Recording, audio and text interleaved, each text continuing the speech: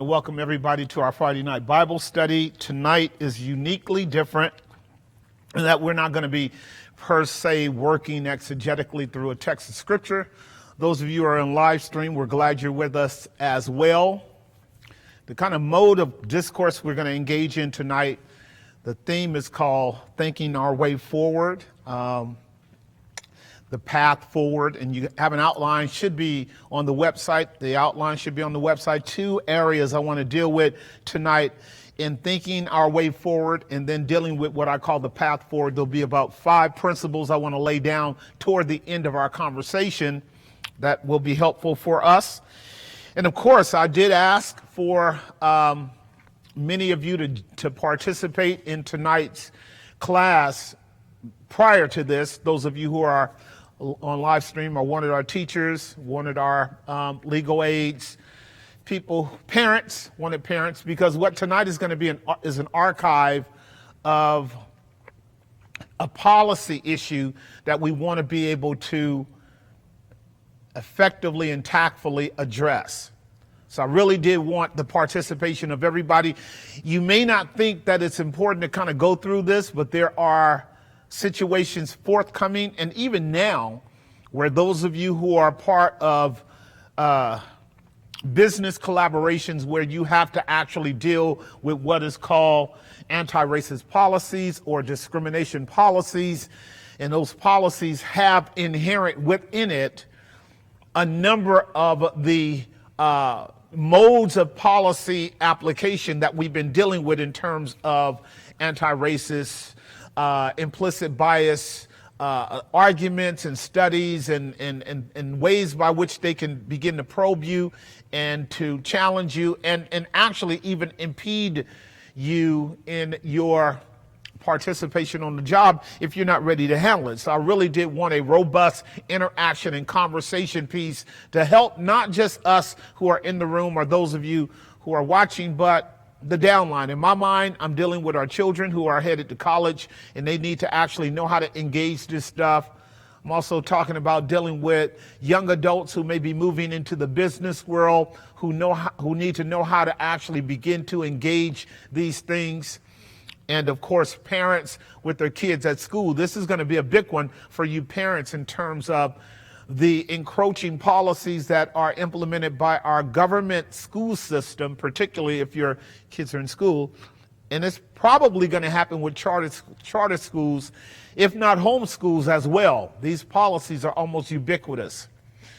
It's kind of alarming, quite frankly, all of the areas in which this kind of social justice movement is impacting our culture. I just got through listening to a discourse on how the policies are designed to actually impact our real estate world, our land, the different areas in California where right now you have a lot of homes that are what are called single family home districts, where they were designed by architects to really only address people who can buy homes, 3, 4, 5 bedroom homes, and live there with their families in a single family unit. What you and I don't know is California, as well as many liberal states, are about to be imposed upon by this massive diversity, inclusive, equity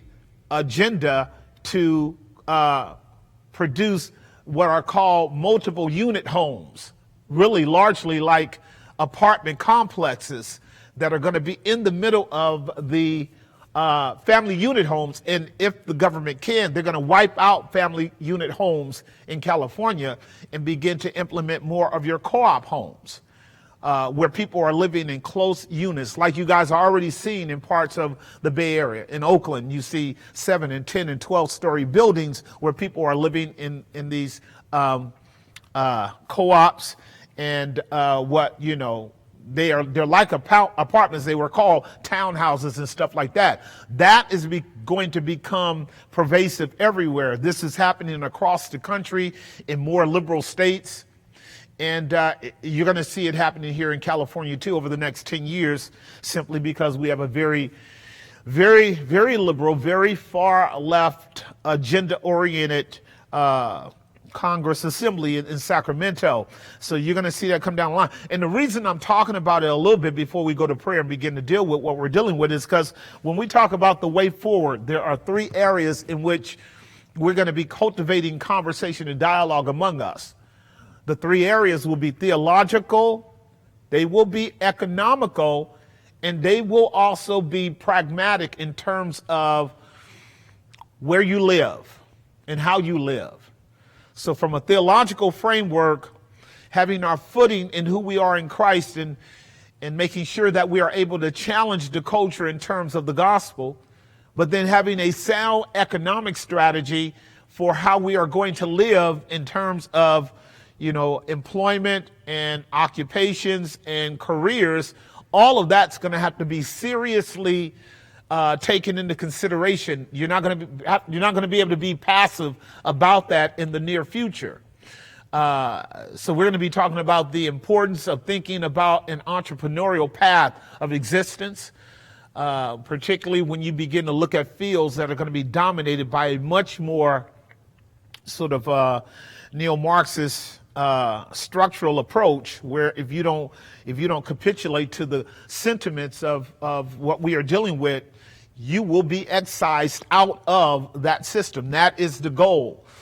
So then how does the believer live in a world where things are going to become so challenging that they won't have the comfort of being as honest and as open as you are presently now? You're going to have to think that through. This is what the minor prophet meant when he says, and in those days it will be evil times, and the prudent will have to be very discreet in those times. Basically, and you don't know this, but a lot of us do, we were talking about this last week, the flight mode, fight mode, fright mode, right? Those 3 categories of people being fearful of what's happening. And then people also being in a kind of mode of wanting to fight. I think that's a good thing as long as your fight is right. And then people being in what is called flight mode. Again, some of us may not understand that, but that's in the back of the minds of a lot of people. In the back of the minds of a lot of people is the idea of, if things get so absolutely over the top in its anti-biblical policies in California, people are planning on leaving. And I remember talking about this 25 years ago. And for me, it wasn't an option because, I saw these things way back then, but they were never as looming and as existentially relevant as they are becoming today. So the conversation is much more prevalent as to, should I live in the Bay Area? Should I move to an area or region in California where it's affordable, but at the same time not controlled by this massive leftist agenda that basically, as you guys know, is designed to systematically root out what we would consider a lifestyle of freedom and liberty under the gospel? That's going to be a salient question that you're going to be dealing with. But more to where we are right now, which is where we're going to enter into our conversation, is how important is it for us to have a plan or a strategy for when we go to work, or when we put our kids in school, or when we are engaged in any kind of negotiation with institutions and companies where they're going to want to know what are our opinions and what are our views are with regards to social justice, or what we call the anti-racist policies. They will also be called, and this has been what they have been for a long time, discrimination policies. You guys have already heard that. Discrimination policies. And how the discrimination policies basically have elements in there that are problematic for the believer, for the child of God, that we have to be able to work through. And that's what we're going to deal with a little bit tonight, because I got some ideas for it. And the only reason I'm doing this is because people have asked about it. It's not like I'm trying to create problems, but I do want this archive that at Grace we did not go to sleep on this. We did not leave our people without at least some kind of tangible markers by which they can begin to address it. So if you're with us online, You can email your questions or observations. I really want to work through what in your outline is called a second point. We're going to be dealing with that first, called thinking our way forward. I've framed what I call a template for addressing this for parents. And I really did want to see how many people are interested in it. I'll know at the end of the night how well you received this and how important this may have been to you. Then we're going to deal with some fundamental principles about the pathway forward. I just think that we need to think through how to spend our time fruitfully and impactfully going forward over the next several years, so that you don't wake up one morning going, where did this come from? How did this happen? I never saw it coming. Right? So when people wake up and go, where did this come from? How did this happen? I never saw it coming. They were in what we call they were in sleep mode, essentially. I'll put it that way. They were walking with their eyes closed. Their head was on whatever they were doing, and they weren't being circumspect. They weren't aware of the landmines and the trenches that were already being dug by the adversary to kind of squeeze in on people's lives. And then you look up, and then the next thing you know, you got this whole movement taking place all around the world, and it's coming at you, and now it's on your job, and you're wondering, how did this happen? Well, it's been happening for decades, little by little by little, but we all choose to determine what we're going to value. And then we leave the rest of the issues alone under the assumption that they won't have a direct impact on us. But then you look up and go, the Word of God is right.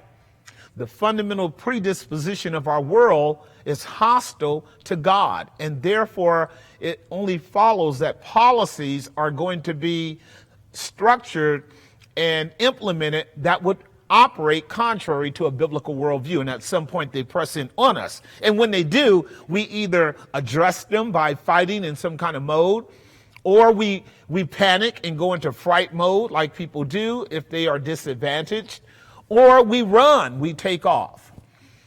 In some cases you can't run. We talked about that last week. An older person or older couple who are well up in age, who are limited in their income, who don't have a lot of resources, and are trapped by a system now that really can impact them philosophically and then practically. They don't know what to do. They don't know where to go. And so that becomes a problem for our older couples, our older people in that regard. Younger people, a lot more dexterity. People who have resources, a lot more dexterity. And we have to care about all these people. People who are committed to living in California, that priority can be met with some strategies if we really want to demonstrate that God can keep us while we're here. He did that for me and my family for the last 25 years. And he allowed me to navigate through a number of things and come out of it relatively unscathed, so that we're almost done with raising our kids and them going to college and having a career.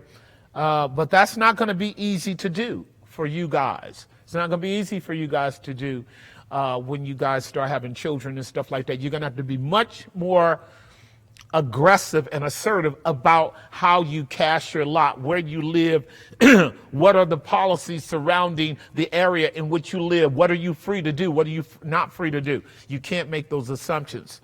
So we're going to dig into this. And again, you guys can follow us on Zoom. If you have questions or observations about what we're about to do with our with this grid that we're going to work through, chime in with us. You know how to do it. Or if you want to do it on email, gbchayward@gmail.com. Let's have some conversation around this and have a good time. So, Father, we thank you for your mercy to us, and I thank you for the family who has come out to join me in-house tonight, and all who may be joining us online. And we pray that you would be pleased to give us wisdom, give us insight, give us tactful and practical ways by which we can render an answer to every man that is going to ask us how and why and who we identify with in this world. And not only for us to be able to answer this world system and our adversaries on a one-on-one level, but for us to be able to pass it down to our peers and pass it down to our downline. And so give us grace, oh God, to be able to talk about these matters freely, fruitfully, and practically. Bless us with your presence and grant us access to your glory. And we ask all this on the grounds of the blood of Christ, which is our cleansing, and the righteousness of Christ, which is our standing. We pray this for us, our children, our children's children. Lord, help us to be a people peculiar to you alone, and zealous of good works by which you would be glorified in our life. And we ask this in Jesus' name. Amen.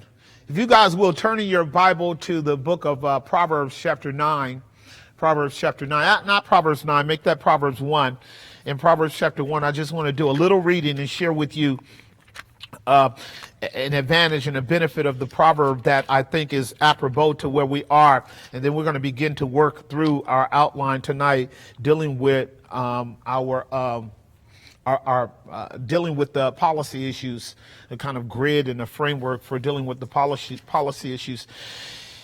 Like no other time, as now, the issue of the Proverbs I think, is extremely germane. Proverbs chapter 1, the writer of the Proverbs is Solomon, along with a couple of other gentlemen. Moses is said to be one, and then also maybe Hezekiah in chapter 25. And these men are writing about how to live life in this world according to the gospel in a very practical way. I'm going to be reading verses 1 through 9. And it actually should go all the way through 11, and you're going to kind of see the practical benefit of it. The Proverbs of Solomon, the son of David, king of Israel. The Proverbs are parables, are wise sayings of Solomon, the son of David, king of Israel. For what purpose, Solomon? In order to know wisdom. In order to know wisdom. And instruction, to be acquainted with it, to be knowledgeable of it, to be aware of it, to be endowed with it, to know wisdom and instruction, to perceive the words of understanding. Here now, when it says perceive the words of understanding, this means that when you and I are operating in the way of wisdom, we have discernment, perceiving the words of understanding. Very important. To receive instruction of wisdom, justice, judgment, and equity. These are some outstanding characteristics here. To receive instruction of wisdom, justice, judgment, and equity. To give subtlety. This is another word for discretion or wisdom to the simple. Now notice verse 4.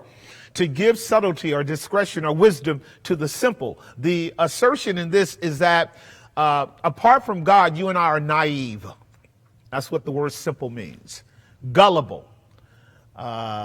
Easily deceived. That's really what that term means. I know that's true about us because prior to our relationship with God in Christ, we walk in darkness. And because we are walking in darkness, we can be sold a bill of goods easily, unable to determine or detect whether or not that bill of goods is valid or not. We just don't have wisdom. And what Solomon is saying is when we come to know wisdom, by way of instruction and justice and judgment and equity, it gives discretion to the simple. That idea of subtlety also means that you behave in a fashion that minimizes harmful and negative impacts in your life. The young man or the young woman that does not have a voice speaking to them in the context of wisdom is inclined to make a lot of mistakes. We know that. That's one of the fundamental characteristics of a young person is we are inclined by virtue of our gullibility to make mistakes. A young person that wants to really minimize the mistakes they make will have some kind of pedagogical tutor in their lives by which they lend their ear to wisdom and experience beyond their age and beyond their days. The young man or the young woman that is going to avoid major pitfalls and traps that life will present to them.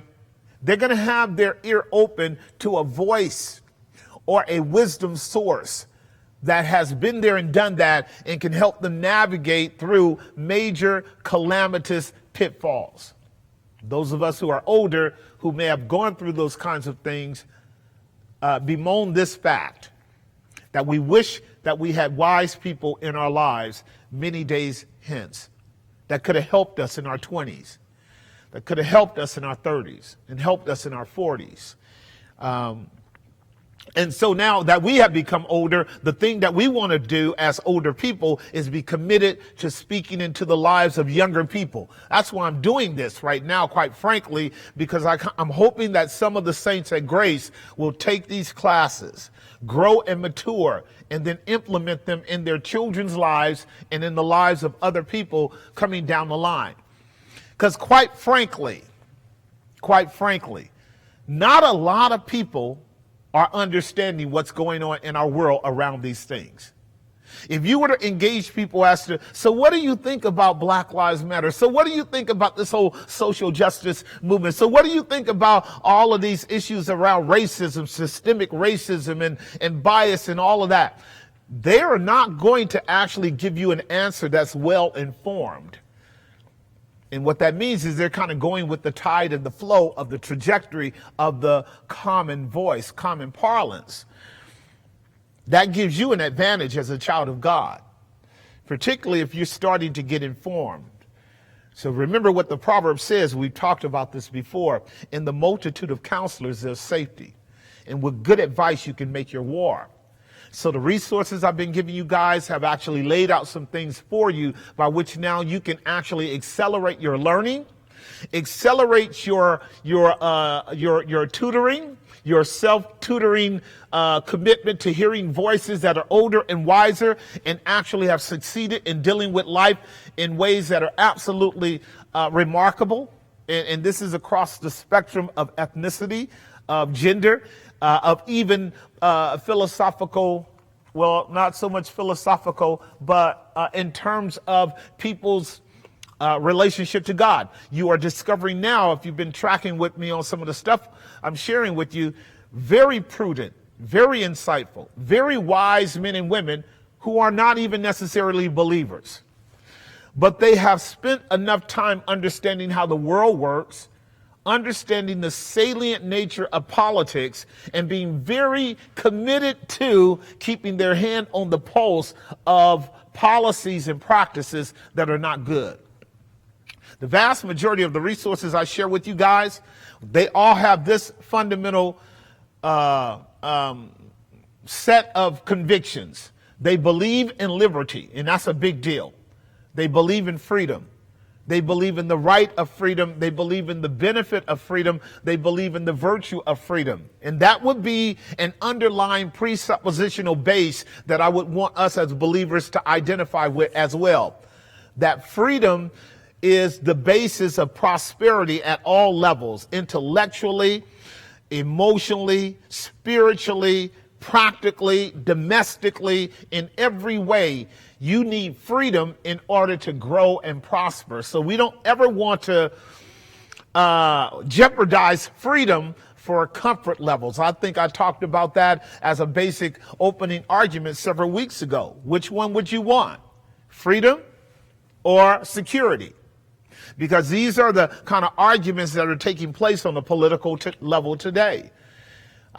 Freedom is what we need, and our freedoms are gradually being taken away, and as such, we have to know how to negotiate ourselves around them to maintain as much freedom as we possibly can.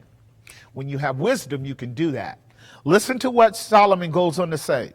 He says over in verse 4, to give subtlety to the simple, to the young man or woman, knowledge and discretion.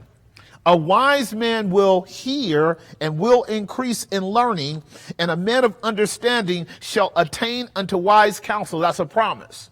A wise man will hear, increase in learning, and a man of understanding will attain unto wise counsel. What does that mean? It means he will ascend in his own character development, or she, to a point where they actually can communicate wisely to other people. Right.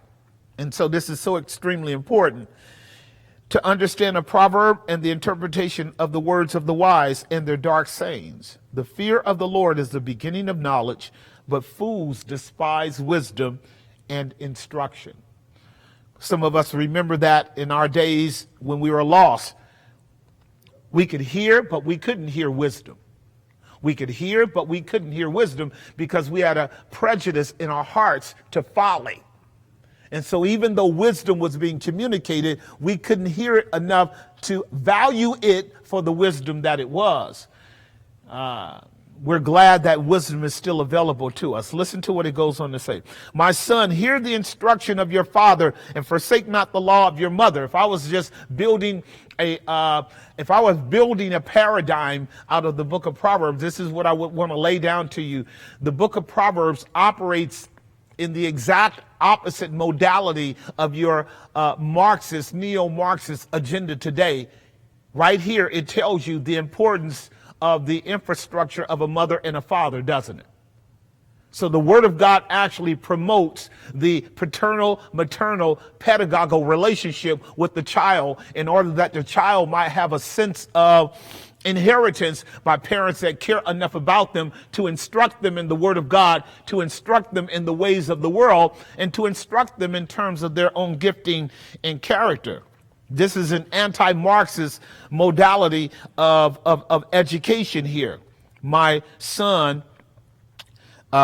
hear the instruction of your father and forsake not the law of your mother, for they shall be an ornament of grace unto your head and chains about your neck. If I were to take verse 9 and just make a very practical application, the man or the woman that has the wise wisdom of a mother type and a father type to speak into their soul will then be endowed with the qualities that their life will be fruitful enough that it will be adorned with these kinds of rich benefits. They may not be literally chains of gold and ornaments of mineral wealth and fine jewels, but what it will be is that you and I will be known for being young men and young women who have a kind of insight and understanding where we have avoided the major calamities of our peers. And that is a kind of adornment that we would want for our young people.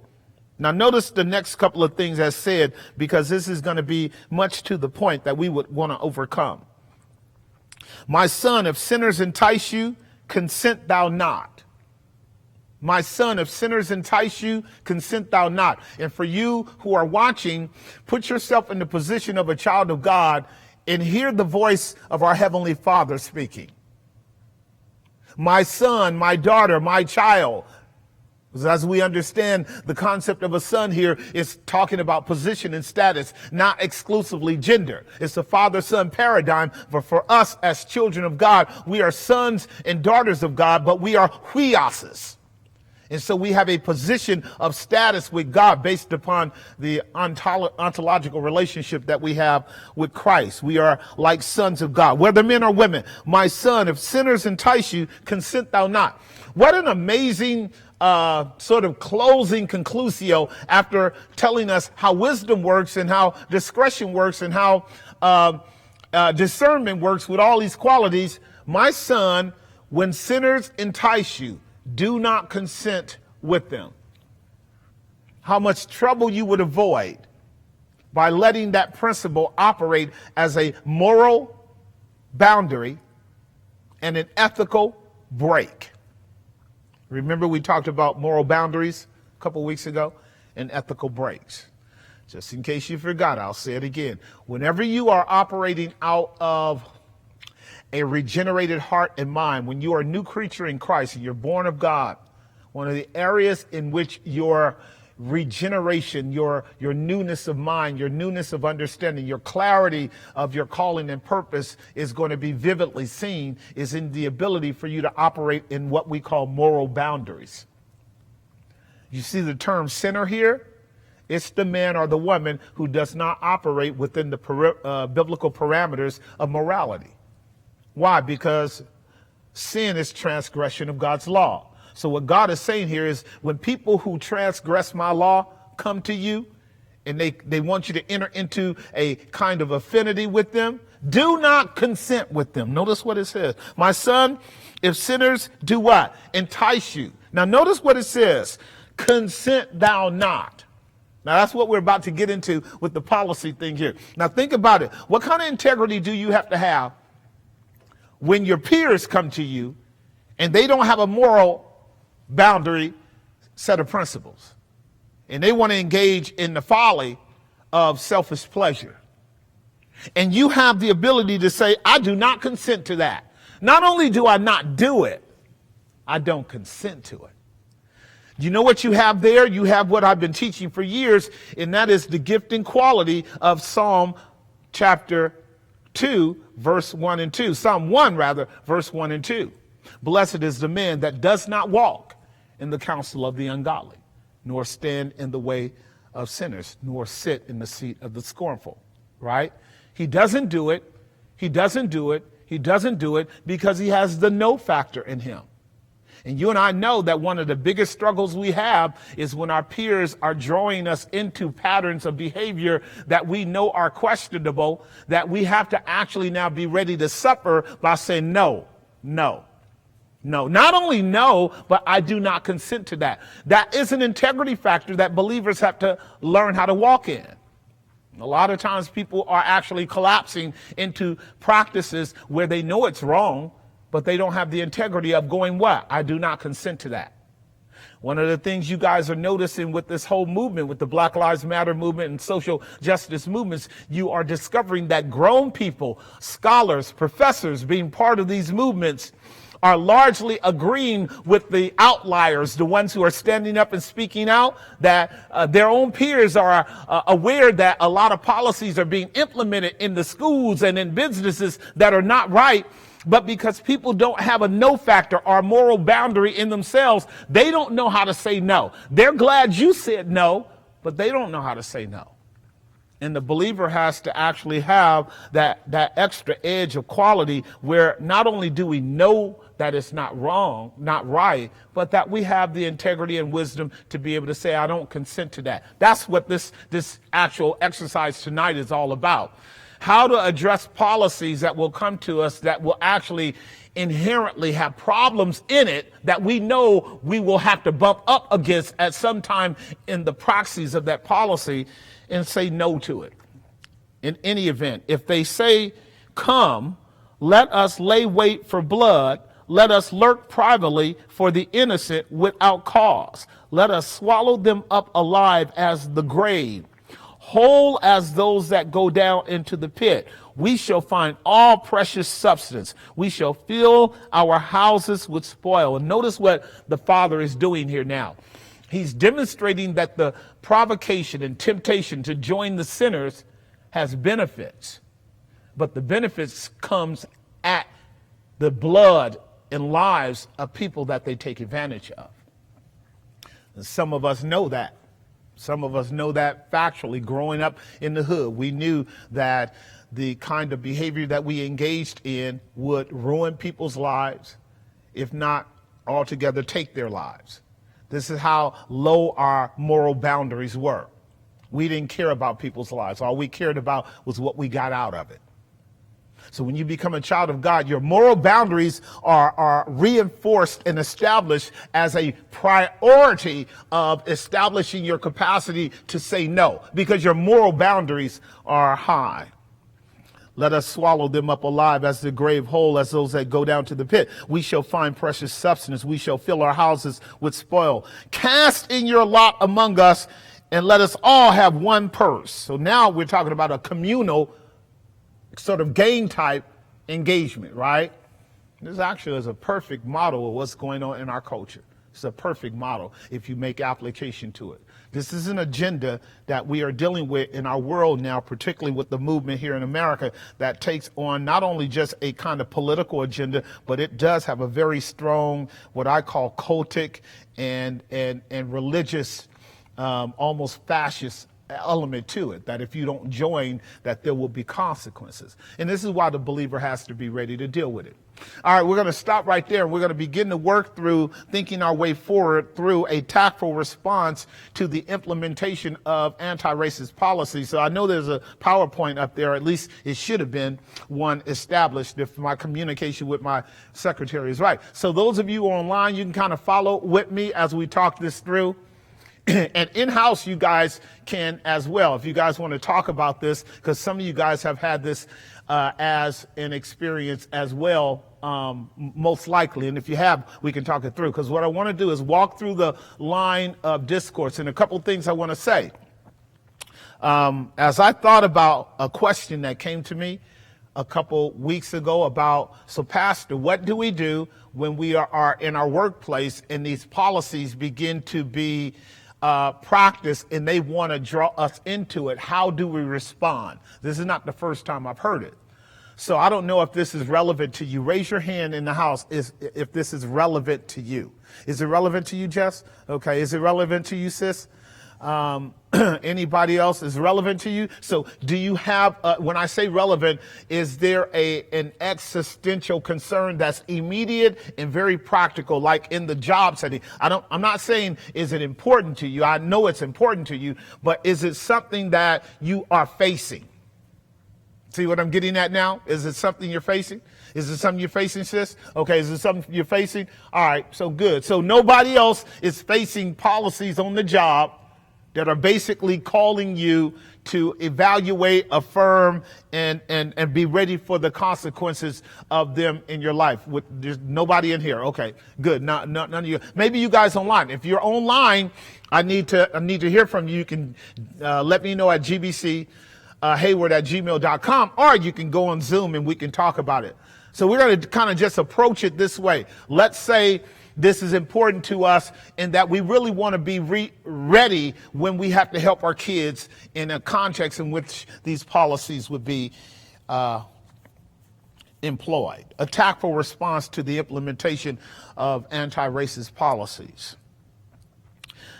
For some of us, the kind of character that we have, the way we've dealt with things in the past, is if we don't agree with it, we basically just go to war against it.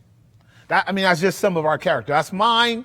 I had to learn how to actually be more tactful and deal with things in a more prudent way. But I'm generally given to, when I see something as adversarial and hostile to my way of life, I'm generally given to want to go to war against it and just actually demolish it and enter into an immediate debate to expose it and shut it down. There's a place for that, but at this point, it's important for us to actually take a more tactful strategy of being able to actually engage policies like this. So this is what is called an engagement tactic. An engagement tactic. For those of you who are working in secular jobs, you are actually operating out of this mode, an engagement tactic. So I'll be open for comments and observations for sure. If you have them as we work through these lines, you can. This is why I would have mind you guys being closer, because I could have somebody running with the mic, because people will want to hear it. So if I had to actually take on a policy, and I actually have a policy here that would actually kind of reflect that. This is called a anti-discrimination policy. Is your typical general policy that is given to most companies and businesses, where they talk about not discriminating according to people's gender and according to people's religion and according to people's preferences and things like that. Everybody gets these kinds of general workplace policies, actions to prevent discrimination, what we should not be discriminating against, how we should address discrimination and complaints and things like that. And the general policies that are given are not in and of themselves bad. When you read them through objectively, you go, okay, not a big deal. Except that there are nuances often in the policies that become a problem. And this is where kind of the framework I have here. As we deal with addressing the anti-racist policies, I want us to know how to do it respectfully, but also what? Effectively. Effectively. Why? Because for me, I often see concerns. The inherent discrimination of any and all dissenters to the policies. I remember this happened, you know what a dissenter is, right? Someone that disagrees. I remember this happened back when we were going through the same-sex marriage thing some 10 years ago.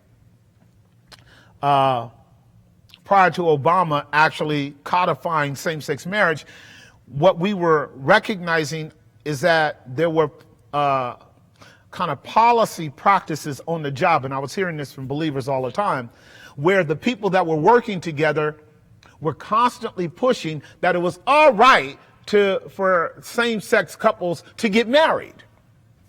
And what believers were being challenged with during that kind of narrative dialogue is, if we said, no, we don't agree, then often we were viewed as discriminatory, or we were viewed as bigots, or we were viewed as being intolerant, or we were viewed as engaging in hate speech. You guys might be too young to know it, but I remember that period. It was a very challenging time because what we were dealing with at that time was the very issue of what we call the third and final covenant paradigm of marriage as representing Christ and the church.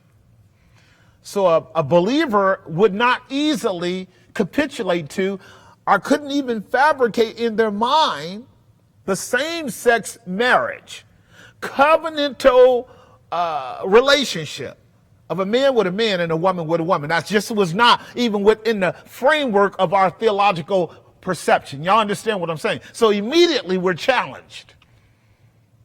And yet the office atmosphere was, these are loving couples, they are happy, and they want to, there's no reason for, and you're just being, whatever the epithets were that were cast at you.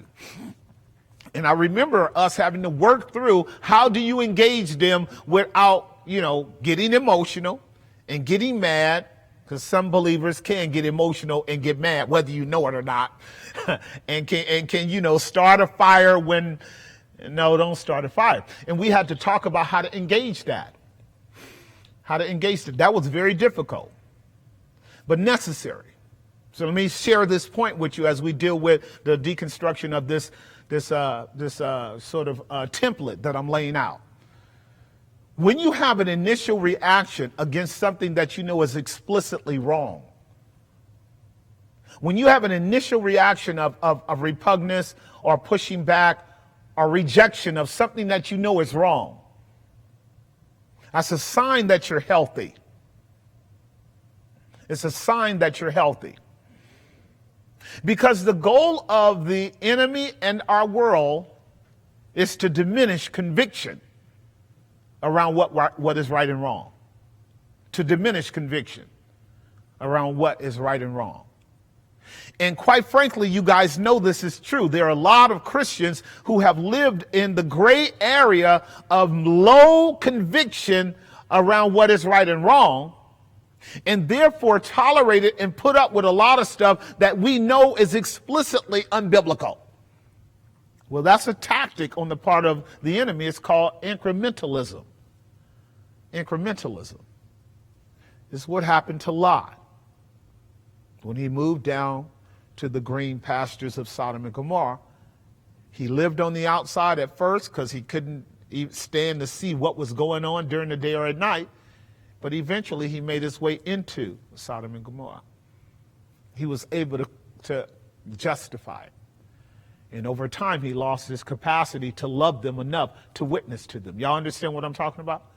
And that's the goal of the enemy, to get you and I to be silent about our convictions about very explicit, no factors when it comes.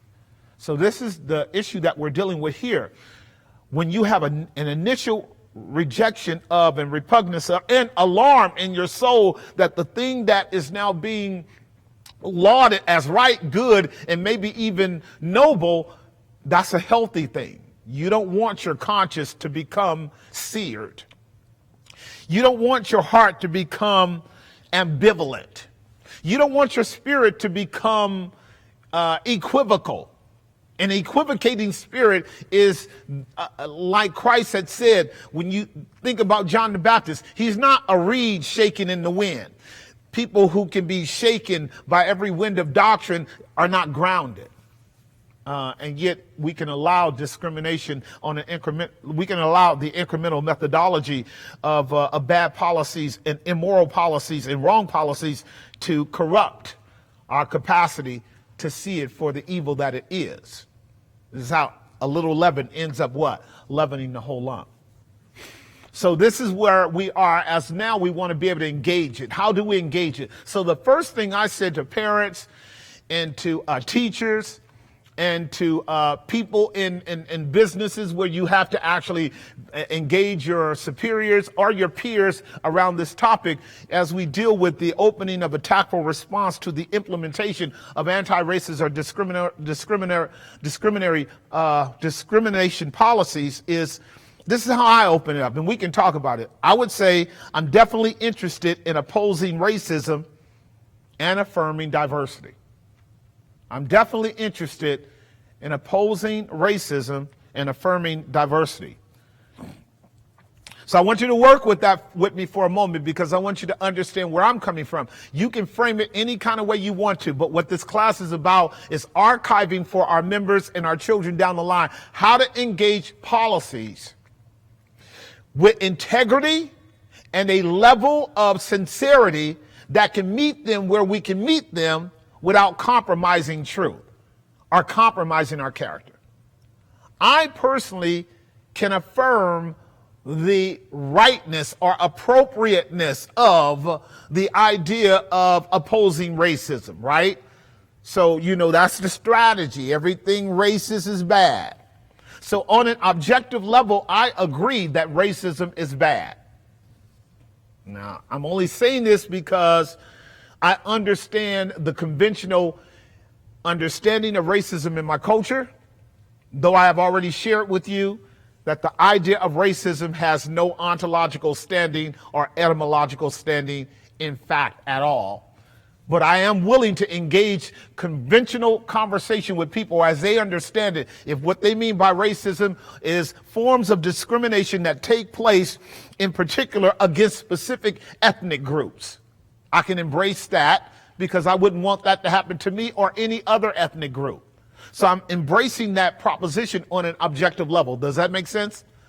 And then I'm going further. I'm definitely interested in opposing racism and affirming diversity.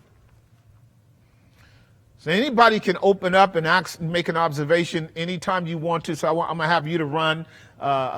Stefan, you can get the mic. You can open up. And then if anybody else, you can sit with your lovely wife. And then if somebody else, which one is that one? 6. Number 6. So pot up number 6. You can sit with your wife and engage me if nobody else wants to respond. Good. And then later on down the line, let's do a test on it because you have to speak into it. Just testing. Yeah, bring it up a tad. Testing. There we go. All right. Cool. So let me rephrase what I'm saying. You can just sit down and relax. This is important as we work through it. It's not a long line here. You can develop your own grid, your own template.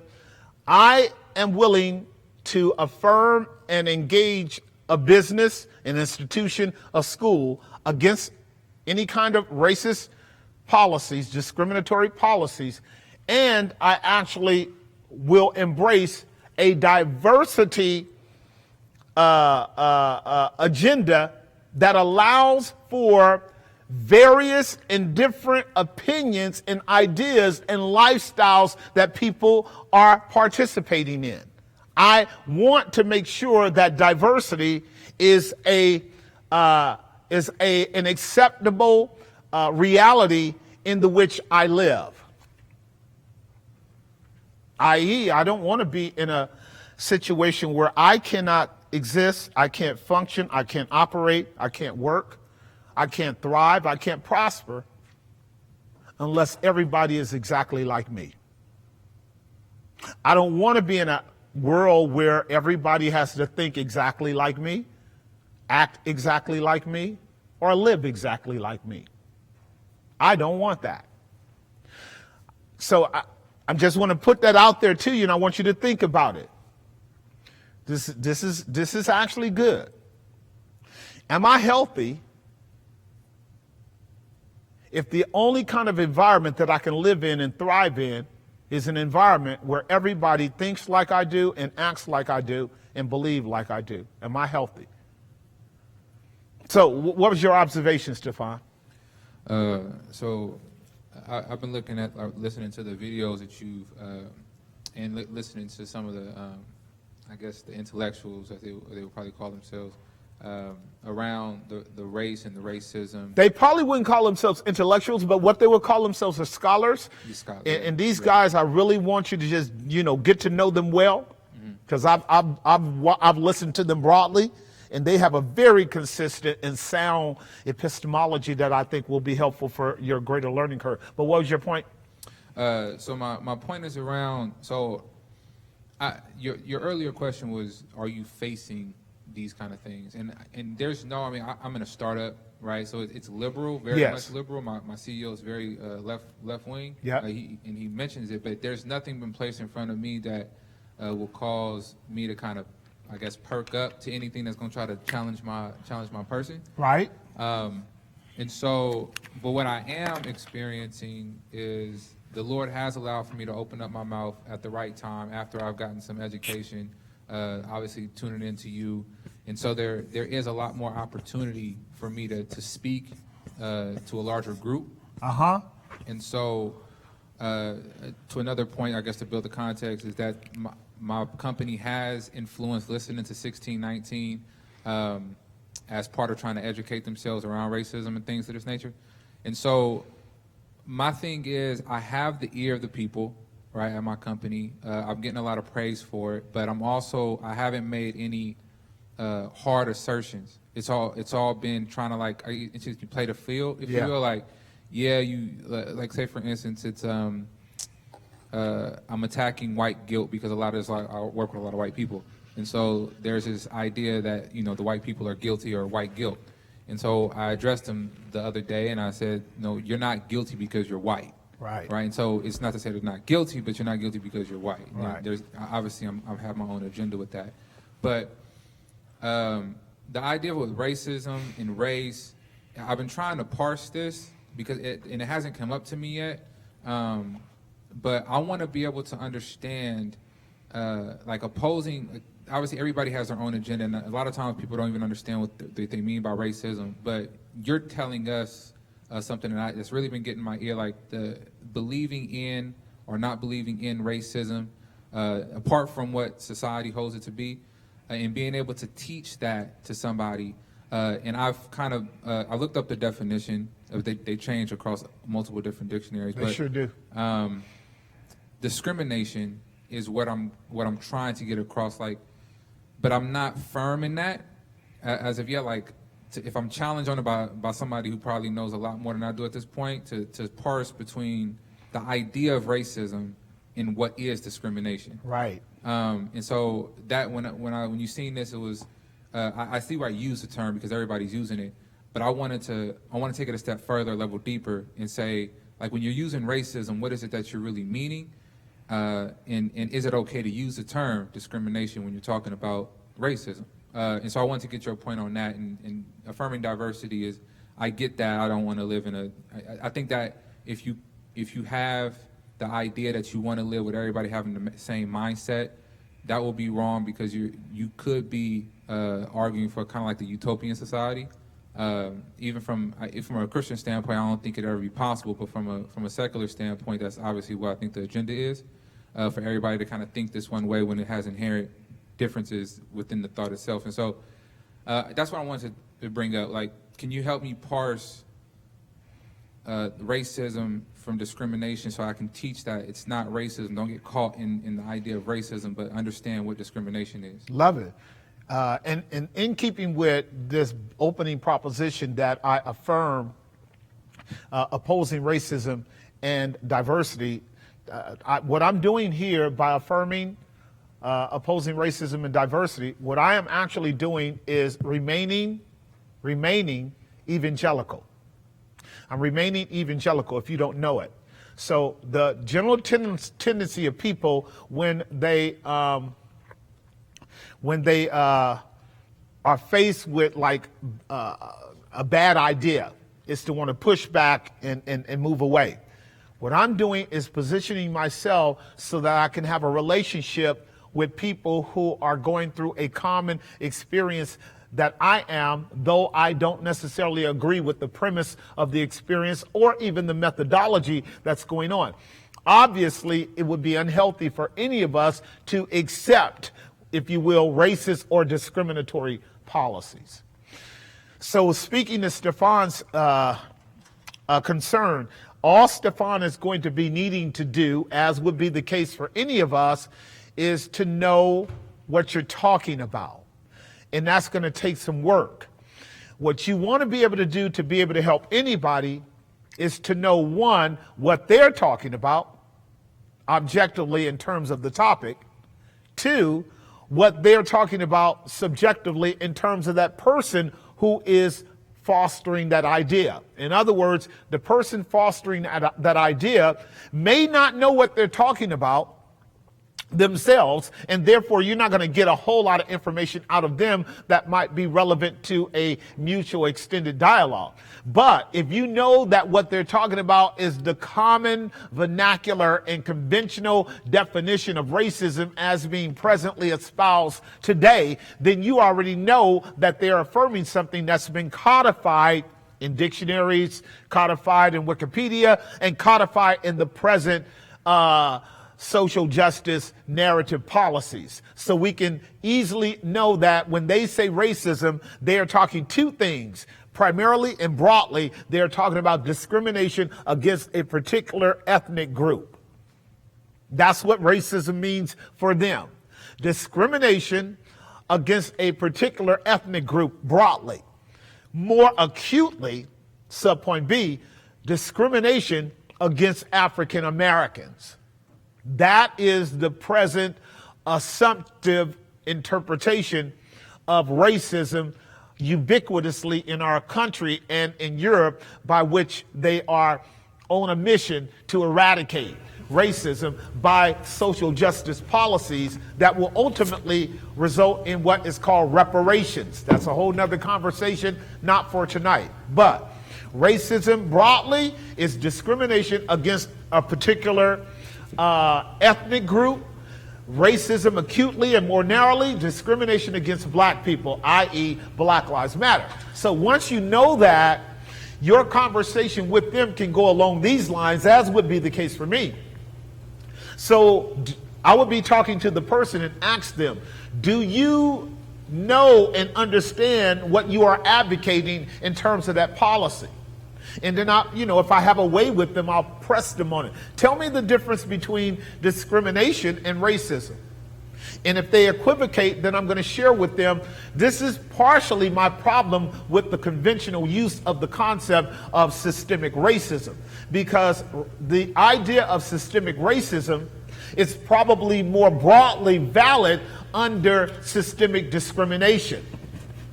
And what do I mean by that? Is that if you take the modality of preference against a certain people group that we are alleging have been horribly disenfranchised as black people, and can I take that same modality of behavior called discrimination and see it applied to Latinos, or see it applied to Asians, or see it applied to Filipinos, or see it applied to whites?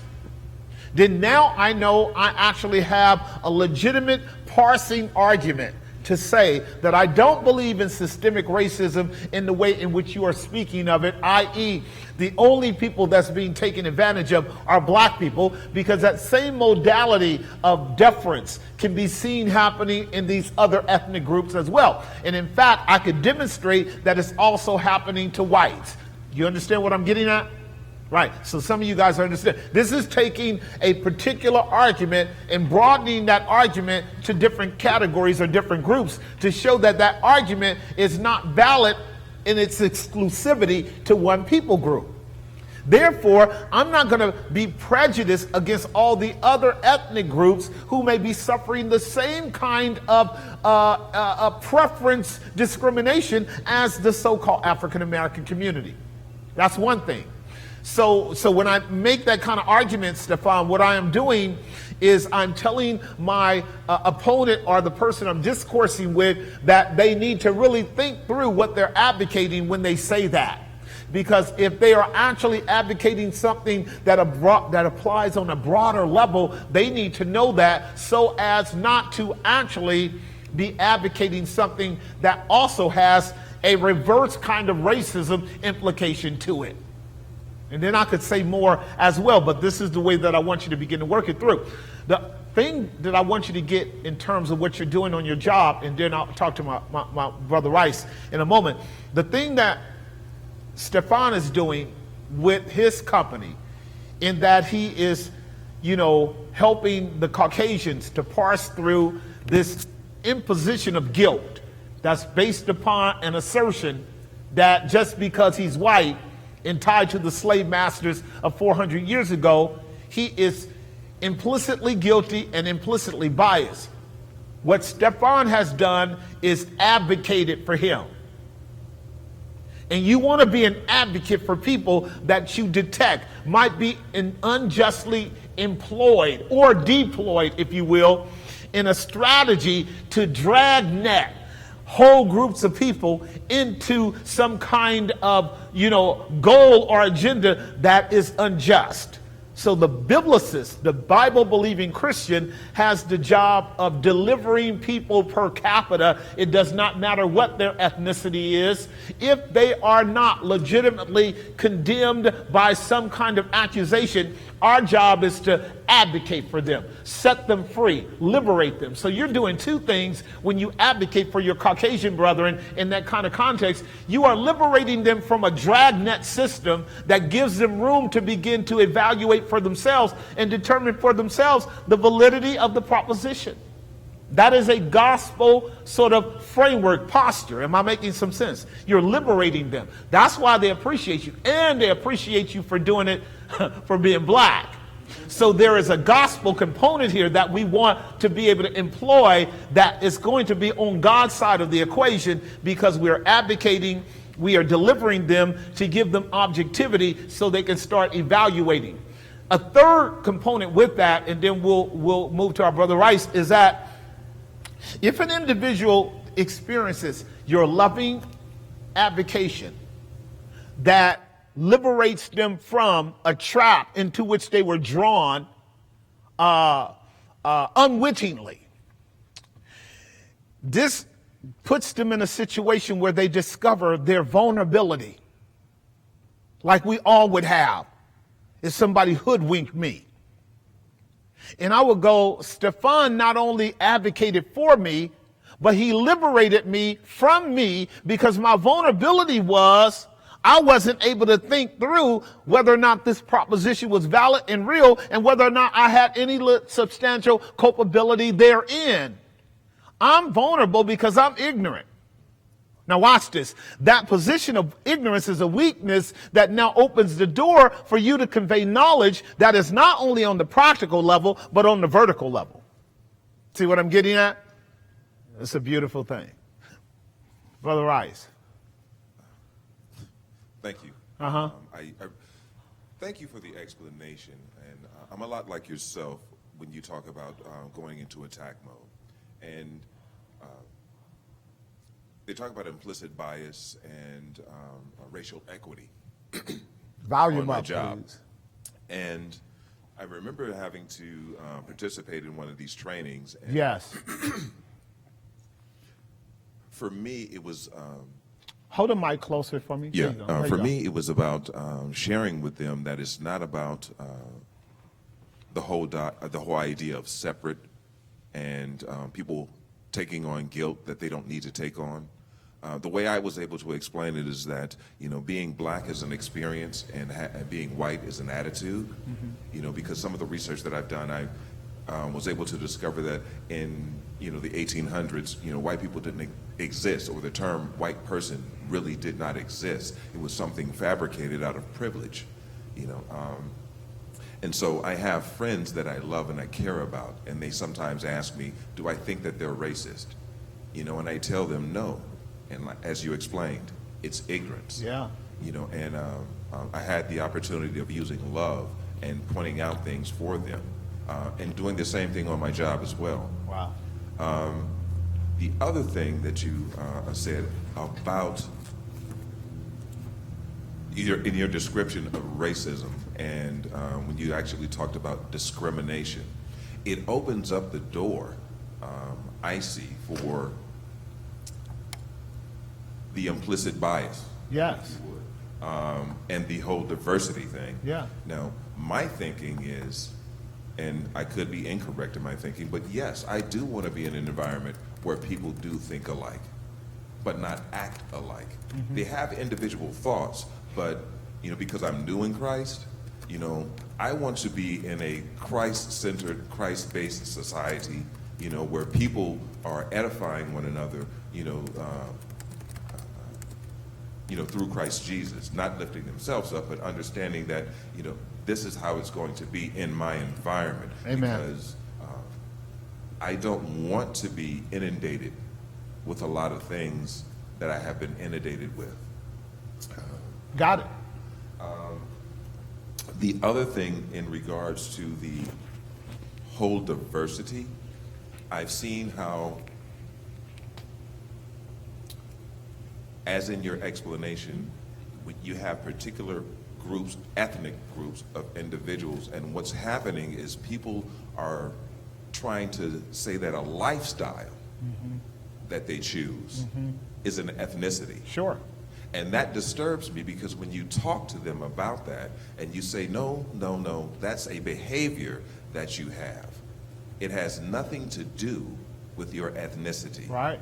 And so that's how people are being attacked, and that's how those policies are starting to, interfere in the workplace, because I consider it to be psychological abuse, if you would. If I see someone who identifies with being the opposite sex that God has created them to be, and you want me to say that I have to address them that way, to me, that's psychological abuse. Agreed.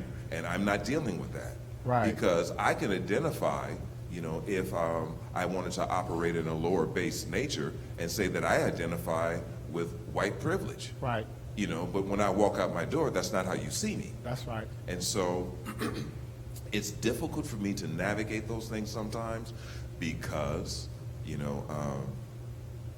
being born in the hood, being a child of the 60s, a lot of things that I've seen, it's challenged for me to navigate those things sometimes. But what I remember, and I think you talked about it in Proverbs, where we were talking about the necklace. And Ornaments, yeah. yes, so those ornaments, I believe those to be the wisdoms of my grandparents, or those that have gone before me, to be able to remember rightful things. Like my grandfather telling me, you judge a man based on the content of his character, not the color of his skin. So based on a person's character is how I move forward to judge. Amen. And yeah. Let me develop that. Yeah, thank you. So we can move to our next line too.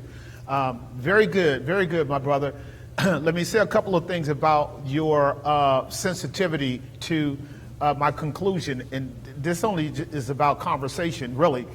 The position that I'm taking is not to be generalized and employed by anyone here. My position is that when I talk about diversity, I'm operating from a premise of understanding the categories, and I can adequately engage the conflation of categories and the nuances of those different diversity expressions, both on a sociological level and on a redemptive level. Let me touch on that a little bit. If I were younger in my faith and I didn't have the ability to handle an adverse environment, obviously I wouldn't want to be in that environment, because I wouldn't want to be in a place where I'm being tempted and distracted. But what I am getting across to us as we're dealing with wanting to be able to engage our culture is what I have said for years is what grown folk Christianity or grown up Christianity is. Grown up Christianity is not getting out of the world. Grown up Christianity is engaging the world. So there are a lot of Christians who, whenever they have to deal with people that are not like them, they don't do well. But that is not biblical Christianity. Jesus Christ operated in the most paradoxical nature and circumstance that any human being could have. Everyone are sinners and are sinners at the ultimate degree in contrast to Christ. And yet what does Luke 15 say? He ate and drank with publicans and tax collectors and sinners, and it's in what is called the present indicative verb form. That is what he did repeatedly. He sought out people that were different than him. He sought out people who did not operate out of the same modalities that he did. He sought out people that he knew were operating in traps and what we would call software misapplications. This is what our brother Murray is saying. I love that paradigm, the difference between hardware and software. People who are identified by software misapplication versus the hardware that God gave to them. Example, you and I know that there is no moral equivalent between an ethnic black person, ethnic Asian person, ethnic Caucasian person, and a person that chooses to be a homosexual or a person that chooses to be transgender. Those are not moral equivalent. Those are not ontological equivalents. You guys know that, right? And we can argue that or discuss that or debate that or demonstrate that. But I can still engage those people, and I'm obligated to engage them, and I'm obligated to be around them, and I'm obligated to be an influence in their life, because while their software is abhorrent to me, their hardware is what I'm going after. I'm going after the imago Dei. I'm going after the soul. I'm going after that eternal substance in them that makes them after the image of God.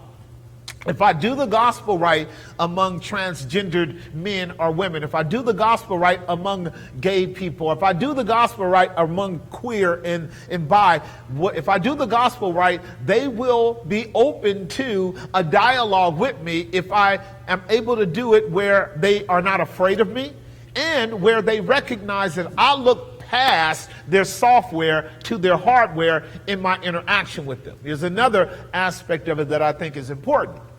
That when you look at the variables of human qualities, the variables of human qualities that are appealing to us, that are winsome to us, that are tolerable because of compatibility with our own kind of personality types, you're going to find that you will have a more difficult time with a cisgendered individual who is hardwired right and operating out of his proper identity ontologically, but is an arrogant, buffoon, very difficult individual to get along with, over against somebody that may have adopted a software expression that puts them into conflict with themselves, but also operate out of levels of kindness and generosity and thoughtfulness and caring, with which you can now actually affirm are wonderful qualities to have,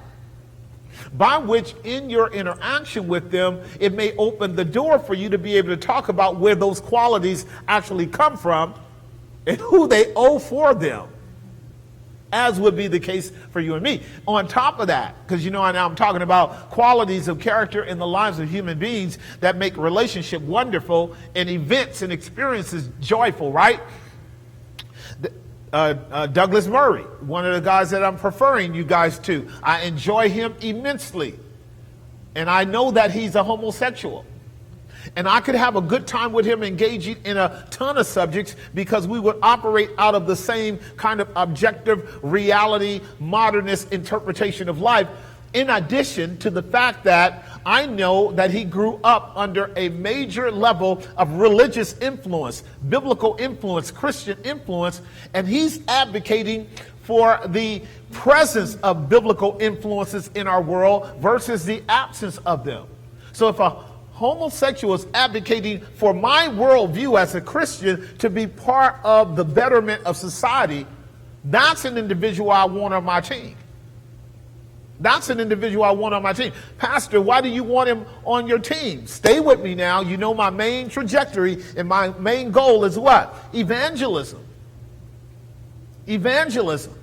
That individual says to me, he's operating at a deep level of attachment still to a kind of biblical worldview that he knows actually offers the world sanity, respect, kindness, all of the fruits of the Spirit, which any community should want, right? And what if, in fact, he's one of God's elect? And he has not yet come to an awareness of the deep reality that he bought into a software package that has to be dropped before he enters into glory. You guys tracking with me so far? And what if it's my assignment to love him enough to be able to engage him in all the other qualities that are good, and him be near enough to me and me him or her to where they can hear my gospel? What if it's God's call for us to reach people at that level so that they can remain in earshot of the efficacy of redemptive realities in Christ, for them to be saved down the line like a thief on a cross? Because that's exactly what they are. They're thieves on a cross, as are we all. Does that make sense? And so maybe they operate out of the external software up until at the time in which, watch this, external software means absolutely nothing when you're about to cross over into glory. And then all of a sudden it becomes a reality that what we are substantially are eternity-bound souls. And now we can have a great relationship as we cross over into glory because we had a constant relationship even in time, working through struggles that we had common agreement with. You guys understand what I'm saying? Now, here's what's going on. God is keeping us in the game as believers. We're not on a reservation set apart from the world because we're so soft that we can't deal with people on those levels of diversity. Let me move to my second proposition. We got a call or observation? Okay, who is it? On the line we have HC. Hydrocarbons? No, sir. We need a real name. I don't have a real name. Is it a person on the line? There is a person on the line, and they do have a You question. want to make sure you get a real name and have them to express themselves, and then they have to shut it down. Okay. HC, can you please share your real name? This is Deshauna. I'm not sure who HC is. Okay. I'll explain it to you after you ask your question. Or make your observation. We hear you, girl. Tell her to shoot. Go ahead. Okay. So I was calling to answer your first question about policies at the job. And so I basically wanted to say that I'm not dealing with a policy. Like you said, there's generally real basic discrimination policies that you in and of itself don't have an issue with. But my job also has a diversity and inclusion program, which is voluntary. And so you can, at least in the legal department, you can choose to participate or not participate.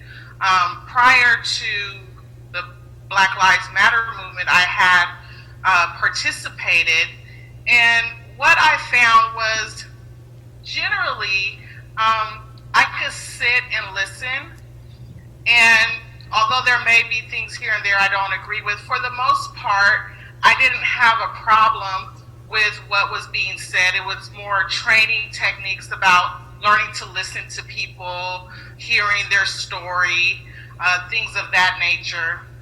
But then you get into sometimes subcommittees, and you would feel comfortable, or I could see how people could feel comfortable if they weren't Black, and why more people in the department didn't participate. What I'm seeing now coming out of the department Still voluntary, but a lot of reading material that is very anti-racist policy, white is racist, right is privilege, or learning how to be an ally if you're white with the Black Lives Matter movement. And the way my job is doing it is through sending these materials to read, and then you can join a meeting and discuss it. For me personally, I don't join. I keep track of the material. I may read some of it. I may not read other of it. But I personally don't join because my personality is combative. But professionally, I actually am the opposite. Professionally, as an attorney, I've learned to, especially in a combative situation, to sit and listen, because you gain a lot of information from just listening. And so when I go in a professional situation, if it doesn't have something to do with my job, my day-to-day job, I don't necessarily engage, even if I don't agree. I'm not sure if that's the position I should continue to take with this, but that's the position I'm taking it with now. This is voluntary. It's not something I have to engage in, and it has nothing to do with my day-to-day job. So, no, I'm not going to join the meeting and have the discussion with you. That's where it's at my job. Got it. Where, like I said, it's not impacting me, but I see it. Now, got it. And I think a lot of people would be in that same vein. And I think that's a wise way to go, sisters, laying out. And I already know these policies, the DIE policies are there, diversity, inclusion, equity policies are there, and all of this data to kind of propagandize you and to kind of condition you to think through what you guys are learning here at Grace, on top of the general policies. And everybody would have a choice at their own strategy of it. And so Gistand is well capable of defending herself, even defending the faith around these matters, so she's comfortable. But that might not be the case in every job. Like, some jobs won't necessarily let you opt out. Some jobs are a little bit more intrusive. They're a little bit more intimate, and therefore they really are going to want to know whether or not everybody that's part of that community is on track. And at that point, what the believer wants to be able to do, if you feel like you actually have to give an answer, you now are wanting to be, kind of be in this class where we're talking about how to strategically engage the policies now. So I appreciate that, Gistand. Do we have anybody else online? Sir, yes, sir, we do. We have Dr. Tracy Coleman. Dr. Tracy, you are on. Please unmute yourself.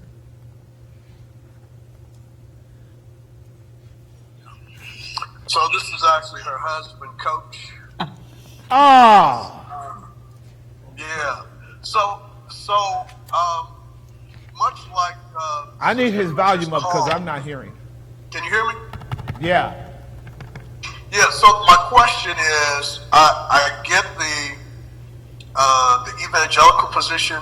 That's a better position for any of us to be in, because especially if we have the personality to kind of be more combative if given an opportunity.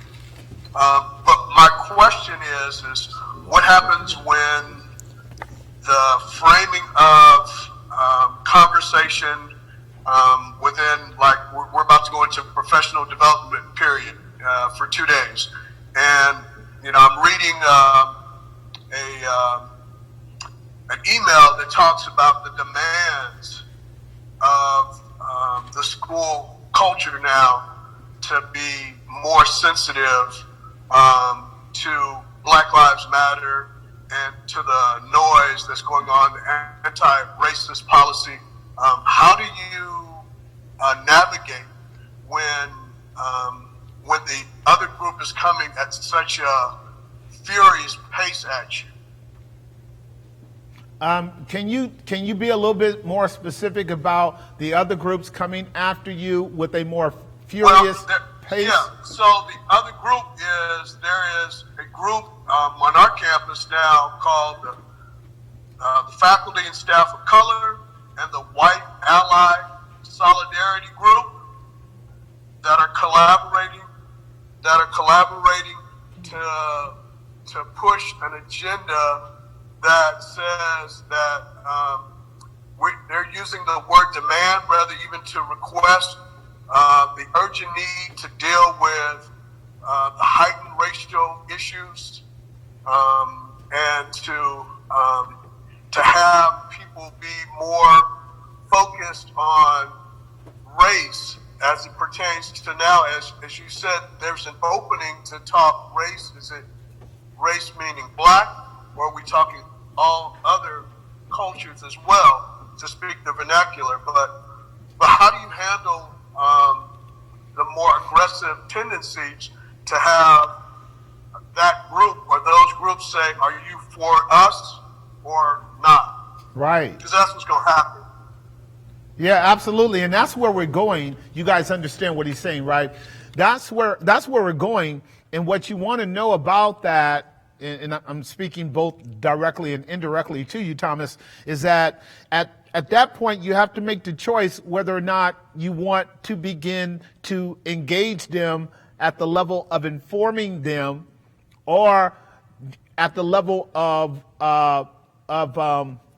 what I would call exploring to see how deeply aware they are of the fundamental tenets of the movement and the nuances of the movement. For instance, I might choose, Thomas, to want to engage that small element, knowing that they have taken the social justice movement to the next level. It's called praxis. For them, it's no longer merely good enough to be theoretical about your position. Now these are called the transformative elements of the group. What they want to do now is transform. This is the same as the person who believes the gospel, but now is going out to witness to people and talk to people, and they're not going to settle until you make a decision for Jesus. This here is fascism. This here is really now moving towards the cultic religion element of this Marxist agenda, which we have rightly understood has major religious overtones. Because now once they are talking about demands versus requests or volunteer things, now one is obligated to actually deal with the ethics of demanding people to get involved. So Thomas is going to probably need to back up and survey the whole landscape of the school that he works with, and look at the layers of administration to see who's participating, approving of, or ambivalent about these groups that he's talking about that are in there. So obviously not everybody is on board, but you got these groups, right? I didn't ask Thomas whether these groups were the students or whether they were the adults. If they are adults, young, budding adults, they come out of college, here you go, your evergreen state grievance studies type of zealous young people that are emotionally driven to make some change, right? They don't have the tactfulness to understand the subtlety of dialogue versus demanding, right? And that's disrespectful, and it should be pushed back on. So I probably would be ready to have a conversation with them to actually get as much data as I can, Thomas, to find out where they all are individually. Can we sit down and talk about, I'd love to hear what you mean by what you're saying about what you want to do, so that I can be clear on your position. That's number one, right? So I don't want to go in, demolishing. I want to go in actually acquiring information. I want to be clear on all of the players involved in this mandate-driven transformational objective by this group. I want to see whether or not they are operating with a depth of understanding of the neo-Marxist agenda, how committed they are to the process, how cohesive they are as a group, because once I get that assessment, now I can determine whether or not I want to meet with them again and begin to talk to them about the objective, empirical, very explicit components of their theses and their agenda that I disagree with. I want to be able to have a conversation with them around social justice and the history and the argumentations that are out there that I have already been working through to determine are fallacious or ambiguous at best. So like with a lot of what's going on, you guys, in this whole movement is a lot of information out there that's ambivalent at best. Ambivalent, meaning some of it will stick if you test it in terms of historical facts, and some of it won't.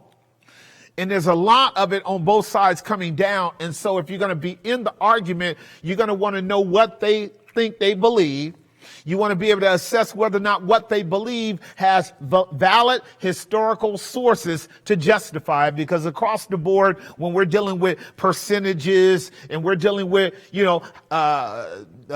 going all the way back to 1619 or 1853 or 63 to 65, and then all the way up into Jim Crow, all of these have multiple variables for their arguments, and you may want to know that in order to help them to understand that we're not dealing with a flatline, non-progressive history of black racism. And let me say that again so you can kind of get that, even though I'm kind of pressing into Thomas a strategy that I would be engaged in. One of the fallacies of what's taking place with the allegation that we are dealing with a systemic racism that goes all the way back to 1619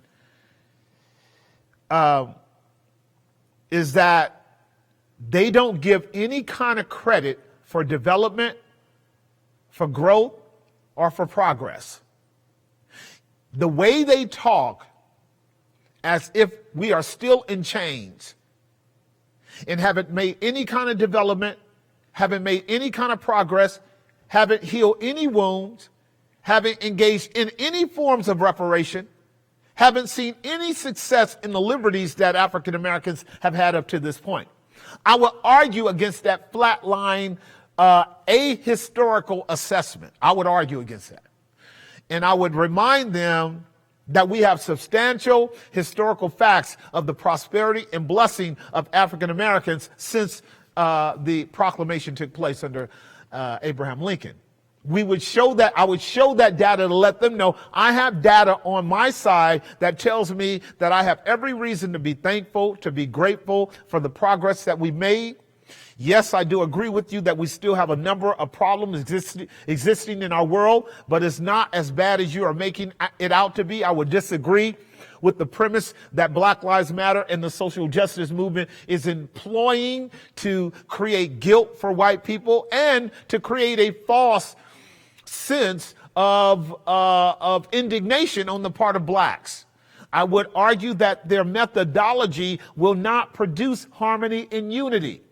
I would argue that from a very clear sociological and anthropological level, you can't force people to like people, or force people to love people, or force people to actually capitulate to a kind of almost merciless religious posture of submission and think that that is actually going to bring about healing. The very modality in which they are operating is a non-healing modality. It would really ultimately result in reverse racism. This is where I would have you to just really work with my boy Glenn Lowry as well as John McWhorter. Those two brothers are tandems in really stripping this down. And you started with the 1619 project that they were dealing with. They just actually deal with it in minutia through their little podcast. They unpacked as well. Statistically, Glenn Lowry just shreds this whole thing, and he's an excellent communicator as well. So Thomas, this is kind of where I would be wanting to now really ask the Lord to give me the resources and to give me the talking points that will allow me to engage them, maybe to kind of disrupt a little bit the delusion that they are under, that they are operating out of a kind of sinless, righteous agenda. Does that make sense, Thomas? Brother Thomas, are you still there? That's all right. He probably is just picking up live stream. anyhow, do we have anybody else? Yeah, that makes Oh, a lot Thomas of is sense. there. And that helps me because, can you hear me? That's all right. You probably just picking up live stream. Can you pause your live stream? Because he can't hear you. Yes.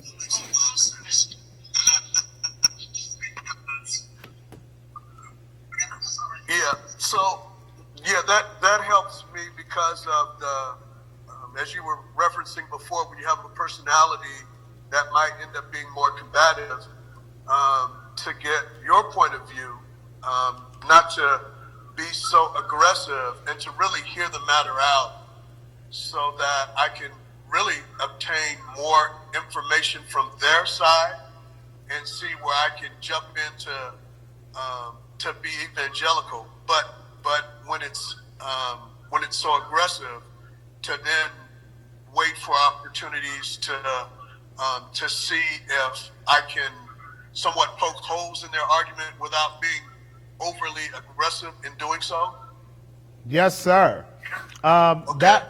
That Socratic approach, the Socratic approach, of course, it got Socrates killed, but I mean, the Socratic approach is the best way to go to expose their vulnerabilities first before you move into attack mode, and it will justify your attack mode because no one will be able to argue that you didn't hear them out first. So, retain a sense of poise, pray about it, find the talking points that you need to have around what they are demanding, and then begin to deconstruct it in a Socratic way, get the information, and really, try to get as thorough as you can, and then say, I want to get back with you guys on this because I have a number of concerns about not only the assertions that you're setting forth, but definitely the methodology that you're employing. And they should be gracious enough to accept that kind of 2 or 3 meeting process. I hope that helps, my brother. That helps. Oh, my wife has a question. Yes. I'm sorry. Before she asks her question, Jashana has a comment to make to Brother Thomas's statement. Jashana, you are on, but you have to unmute yourself.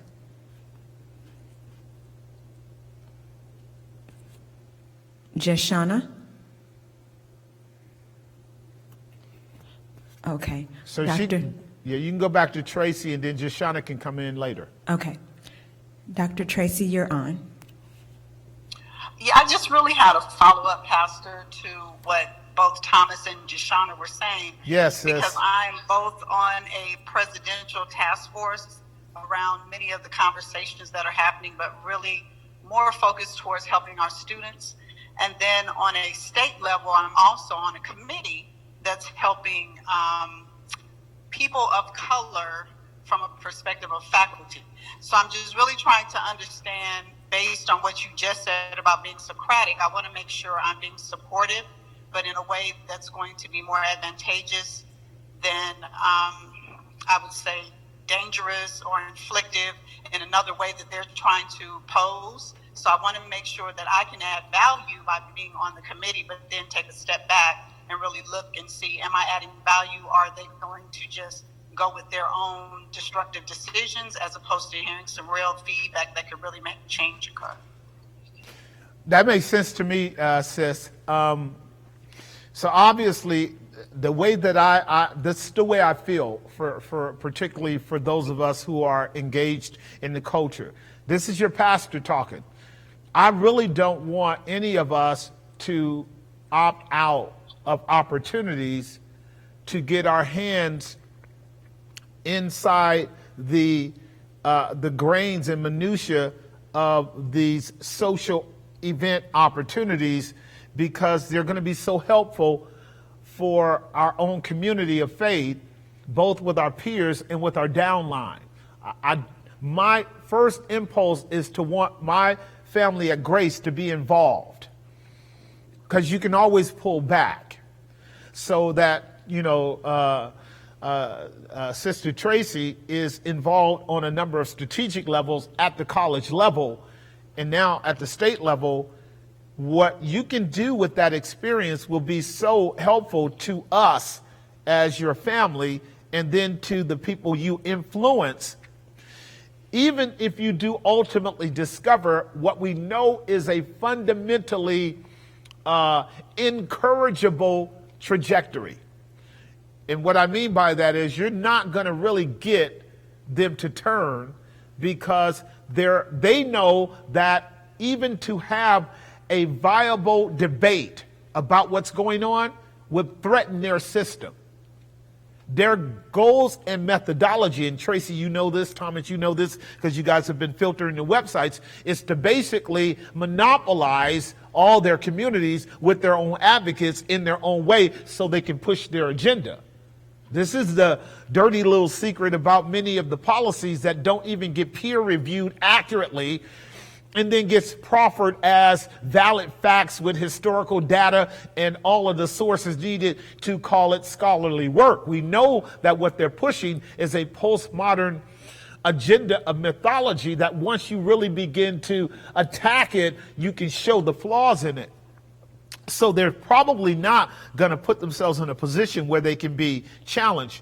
But here's a couple things that you can do, and this is why I want you guys to continue absorbing the really good website databases for that, because if you do, you're going to learn that at least one of the things that comes out of the process is that you will meet people who personally will benefit from your presence.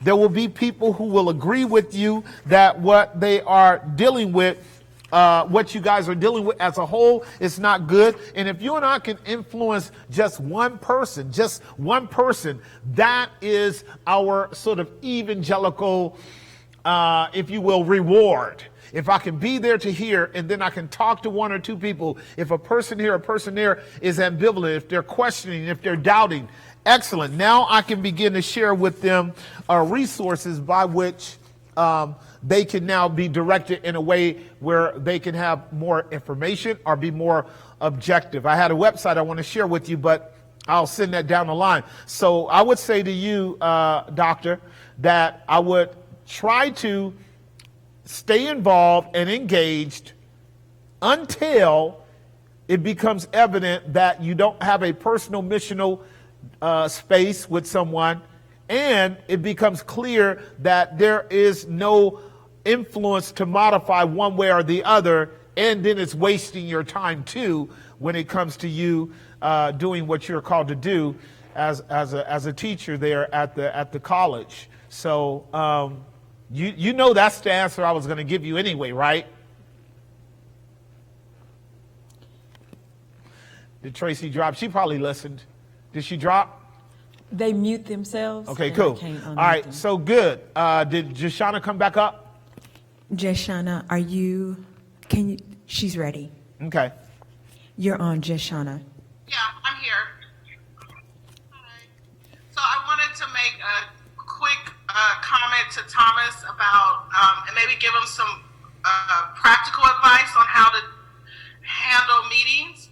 And one is to definitely continue to listen to the videos that Pastor is talking about, because what I have found helpful, at least in engaging with people, not necessarily professionally, but it gives me arguments. Yep. It gives me information to help combat that. But once you get that knowledge and that information, when you're in a meeting, and this is what I've learned actually being in court, where you have to be able to hear somebody and respond quickly, is to have a notepad with you and divide that piece of paper in half and listen to what the person is saying and write that on one side, and then quickly write your comments on the other side, or things you may think you want to say back. And what that does is, one, it makes you really hear and listen what that person is saying. Number two, it gives you a chance to calm down to make sure you're not responding emotionally. And number three, it lets you get your thoughts together, because sometimes you may not be able to come back in a second or third or fourth meeting. But if you already have your ideas of how you want to combat it through, like I said, listening to the YouTube videos, but then you want to have to gather your thoughts on the spot together, just as a practical guide, that has always been very useful to me, writing down what the person's saying, writing down my thoughts, and then being able to come back even on a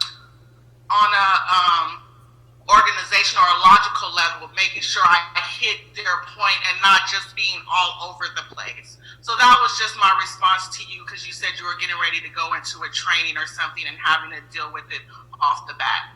Excellent. I think that's a great approach for Thomas and anyone that wants to actually engage in listening, taking notes, writing down your own responses right there to make sure that you are clear on what they are holding and you are clear on how you want to respond. That sounds great. Anybody else on?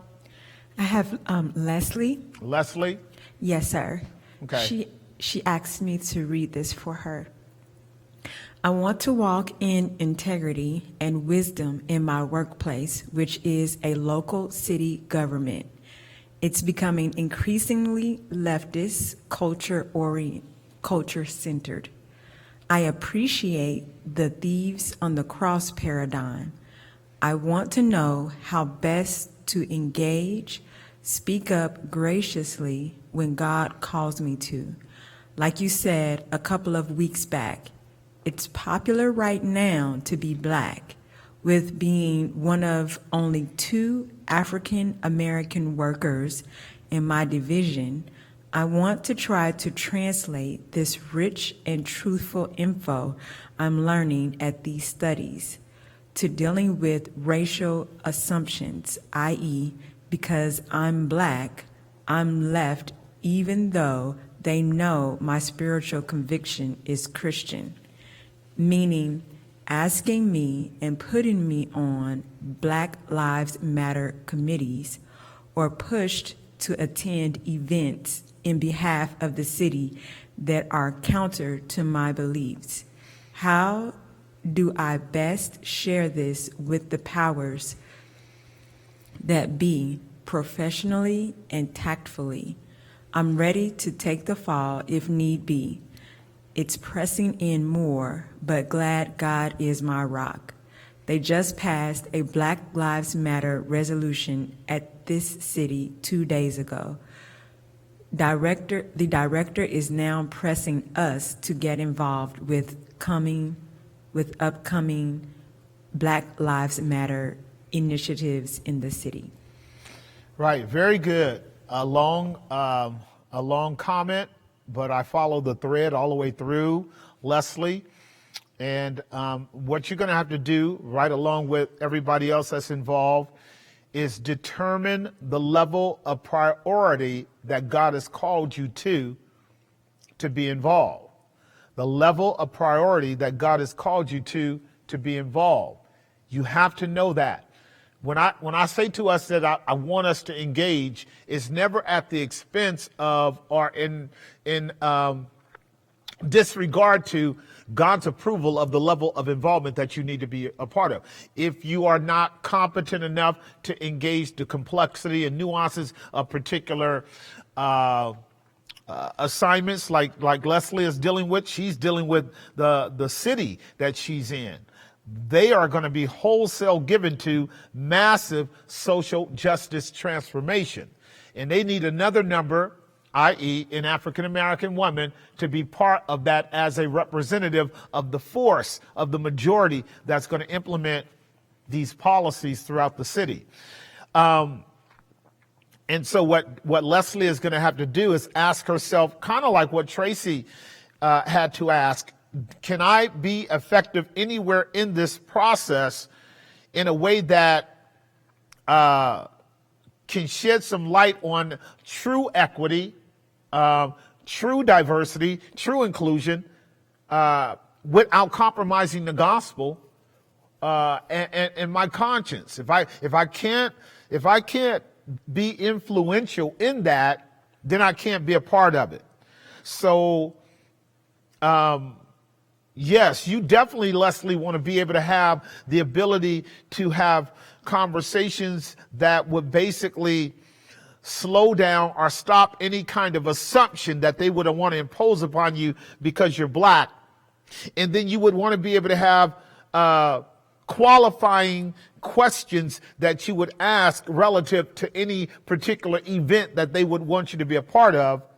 Because the last thing that any of us will want to ever do is simply be the ass upon which Balaam rides to accomplish his agenda when we already know that he's headed to a wall with a sword drawn by an angel to destroy him because of his rebellion against God. And Leslie has been around my preaching long enough to know what that means. Being part of an organization, whether a false church or whether a false secular system, is like Balaam's ass. He had more wisdom than that false prophet, or she rather.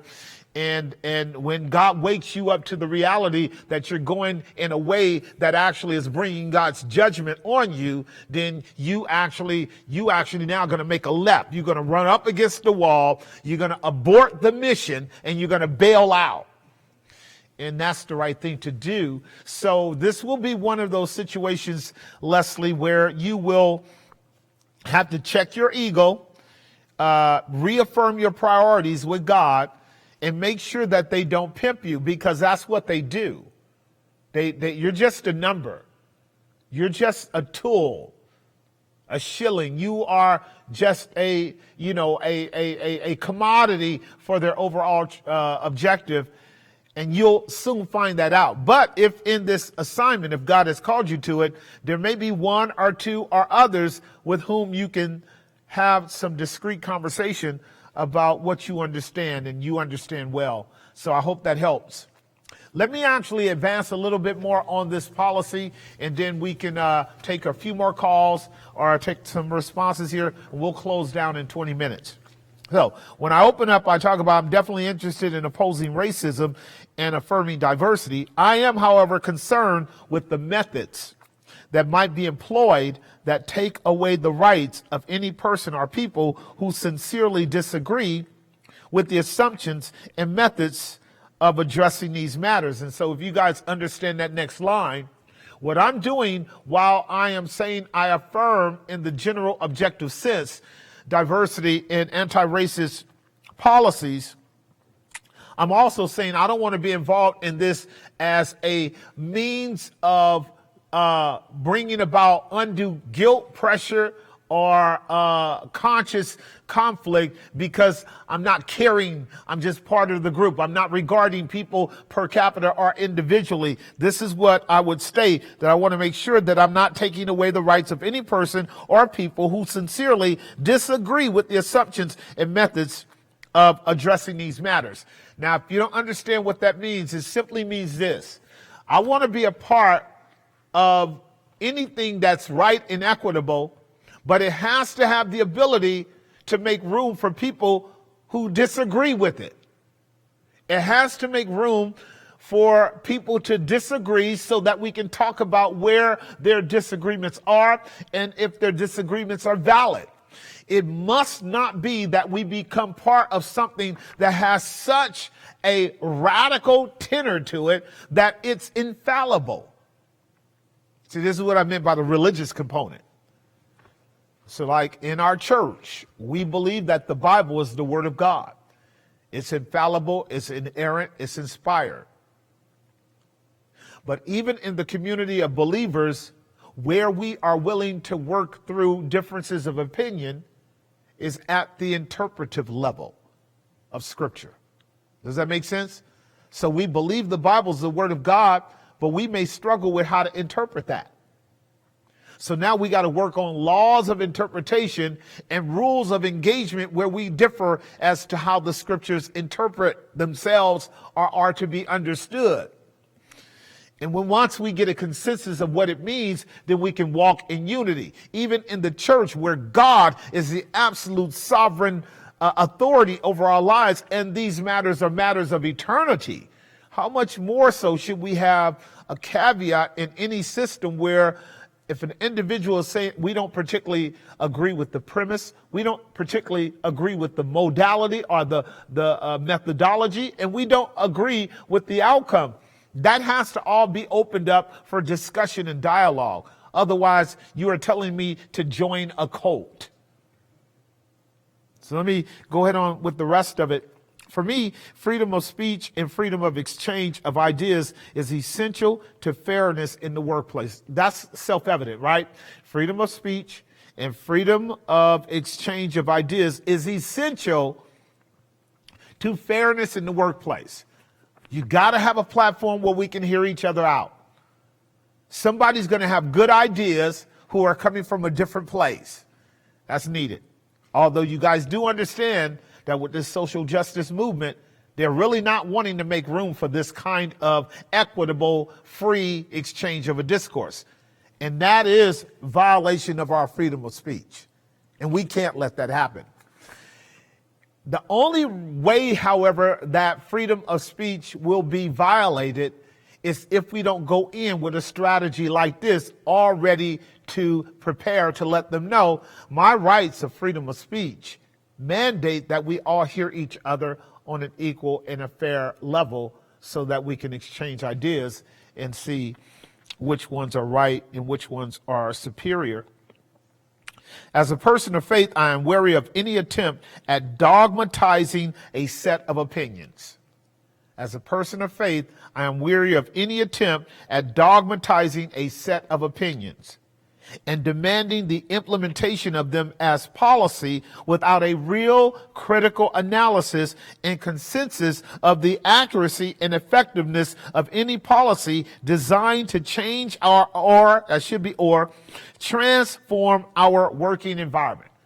That's a long set of sentences, but essentially what it means is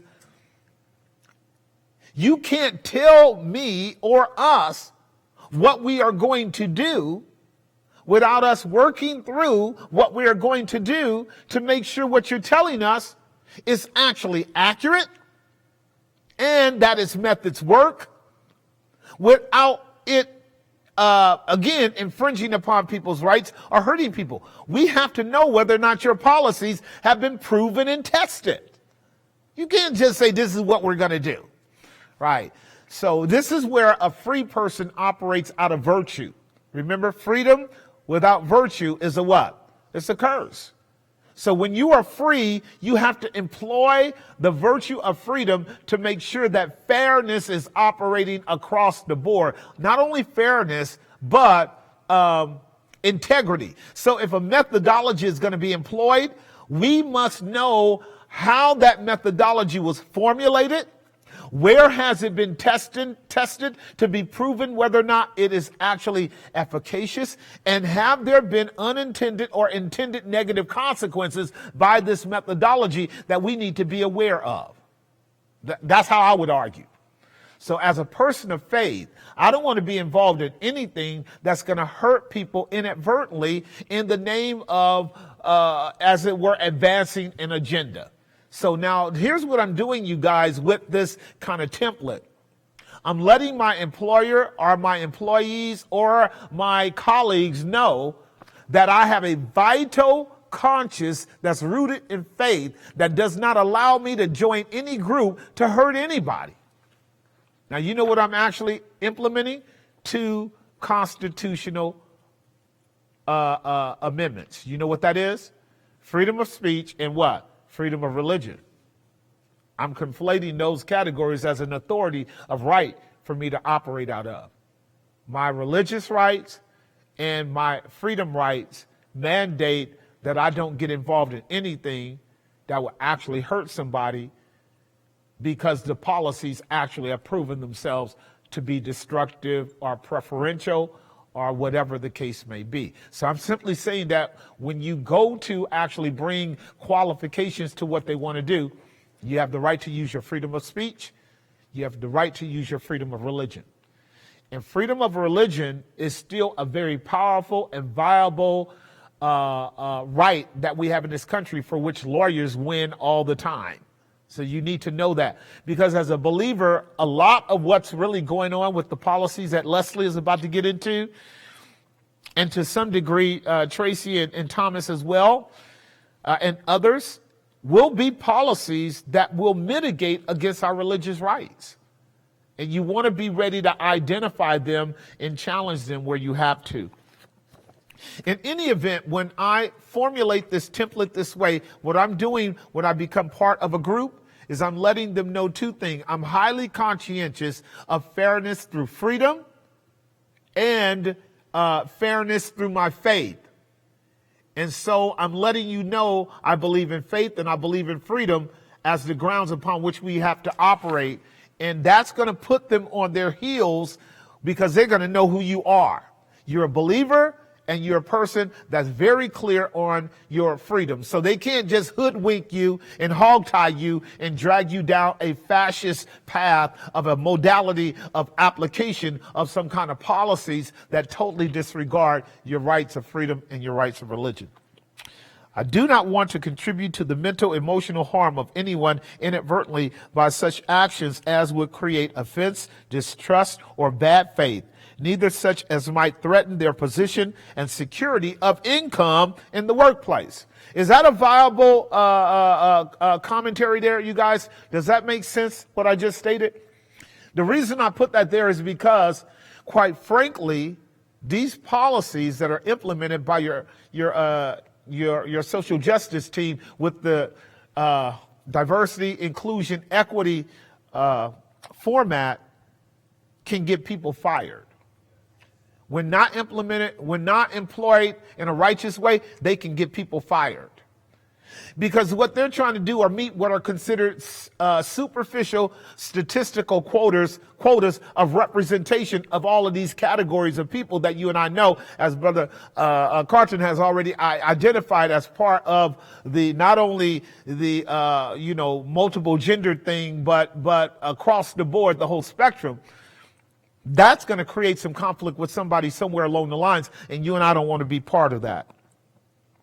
It goes on to say, giving people the benefit of the doubt that they are well-meaning professionals and committed to the integrity of personal responsibility and collaborative problem solving, as well as the integrity of prioritizing our constituency should, in my opinion, remain a standard of relational protocol. Right. So here's what I meant by this, if you didn't get it. If somebody comes in with a set of policies, kind of like a package to get things done, it totally disregards the competency level of the individuals that are working there. Basically, all of us now become just quiet servants to a system of policies without determining whether or not we can modify those policies to fit our own company and do a better job, because the policies cannot be viewed as a one-size-fits-all.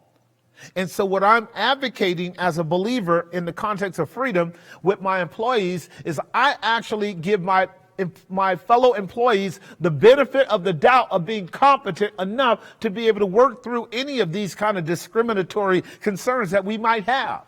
I want to prioritize them, not this program. That's what I'm saying. Anybody have any concerns about that? Good. Brother, okay, yeah, bring it up so Brother Melvin can speak to it. Anybody else on live stream with us? You guys can still make an observation. We got 15 minutes, we'll be done. Anybody else? We have someone on email and one person on a new person on Zoom. Okay. What do you say, Brother Melvin? Well, Pastor, our company is sort of like what you're speaking about now. It's pretty much liberal. It's open to hiring just about all walks of life, especially colored, I would say, because of their reasoning to help those they think that are in need. And like when we have meetings to that effect, they're open. They want ideas, but their agenda, their policies are struck on, like for instance, we had a Christmas party once, and someone mentioned to, before we start to get involved in our eating and having our dinner, let's have Melvin pray, because they knew in the mornings I would be, at that time, passing out their paperwork. So I would be there before each driver to have them properly have their paperwork for them. And a lot of times we would get involved in something relating to whatever they're going through before they go to work. Sure. And I would pray. They knew that I would have a Bible and be praying myself or something, a couple of hours before it's even time to start our route. Sure. And so they mentioned that to the manager, which was the son of the owner, Byron, at the time. And he said, no, let's not pray. Let's just eat and get started. So, we did. But, things like that have been said, but nothing outside of, that was just a slight, just their Well, that's tolerable. You can tolerate that. toleration. Yeah, you can tolerate that. Don't Christian, don't get moved and bent out of shape and want to burn the building down because they don't let you pray. I'm making a caricature out of it, but it's important to understand that it's not a big deal if they don't want you to pray, because you can pray for. This is the thing about understanding the gospel right. You can pray in your heart that God bless that food and bless that whole environment. They can't stop you from praying. You do know that. Right, so that was just basically an owner having a great consciousness of the secularity of the environment and the lack of any kind of faith orientation there that they didn't want to offend or make uncomfortable. I totally get that. You're not in church. And this is what Christians have to know. You can't make every environment you're in church. That's not your job. Your job is to be discreet and helpful, and where they might open the door for you to pray, they're in trouble once they open the door to let you pray, but you're also obligated to be non-offensive in your Christian decorum, particularly if the door opens for you to pray. But I don't need the owner of the company to let me pray to bless the food. I'm blessing that food, period. I don't want nobody sick. I want everybody healthy. I want everybody to enjoy that food. Lord, and I'm praying in my heart, because that's where real prayer is anyway. Y'all know that. All right, so there you go. Excellent. Let's see what we got up there before we finish. I think I only have one more comment on here anyway. What do we have up there, Tansha? So this is from Jonavet. Currently, there is a push to include ethnic studies as a graduation requirement for high school. The purpose is to inform scholars of other cultures, struggles, and achievements. What arguments do you suggest to keep this new graduation requirement, if it comes to pass, from being hijacked by a sexual acceptance agenda? So Jonavet is making the assumption that an ethnic studies requisite for graduation will ultimately turn into, what was that last part, Tansha? Because it wasn't clear. I couldn't hear you. That it would turn into a sexual acceptance agenda. Okay, right. So this here is one of those classical cases where we can read too much into a proposition. Even if we have historical precedent that the proposition has frequently opened the door to another topic or another conversation, at the face of it, if all they're wanting to do right now is just make sure that young people have a relatively healthy understanding of the different ethnic groups in the world for graduation, then on the face of that, there's nothing wrong with that, in my opinion. I think we should be very much aware of the different ethnic groups, and quite frankly, their struggles as well. Because one of the fallacies of this whole Black Lives Matter movement is the assertion and assumption that the only people that have struggled with slavery are black people. That's an absolute absurd kind of vision casting that is ahistorical and fundamentally racist. Okay, because I can start all kind of arguments about how impactful this equities thing is becoming in colleges, where they are allowing African Americans to get into colleges with lower standard SAT tests than the average people. And a lot of our Asian brothers and sisters are qualifying at higher standard testing and not getting in. And that is reverse racism. And so the idea of us knowing what the Filipinos have gone through, what Native Americans have gone through, what Asians have gone through, and you know the whole spectrum with that. There are multiple Asian categories. It's not a bad thing whatsoever. If in fact that would move over into sexual categories, I'm not real sure, John Yvette. I'm thinking that I would want to see what the curriculum is around, you know, the history and struggle of the homosexual, or the history and struggle of the lesbian, or the history and struggle of the LGBT community. And then I would ask, what are the substantial correlations between their struggle and the struggle of ethnic groups at large? That would be where I would want to be, because what I would want to be able to do, just sharing it with you, I would want to be able to discount the argument that would come from the LGBT community that we have absolutely no interest in them as persons being contributory factors of historical events. I would want to make sure that we are not guilty of whitewashing them off the pages of Scripture, or blackballing them out, or erasing them from history, period. It does not bother me that the LGBTQLMNOP group wants to actually have sort of a historical contributory element in the narrative. It doesn't bother me. How come it doesn't bother me? Because the Genesis 19 narrative is part of the sacred text, right? It's part of the sacred text, along with Ezekiel 16 through 18, along with Leviticus 18 through 20, along with Romans chapter 1 and 2, along with Judges chapter 20 and 21. What do I mean by that? God did not excise that particular category of behavior out of the sacred text.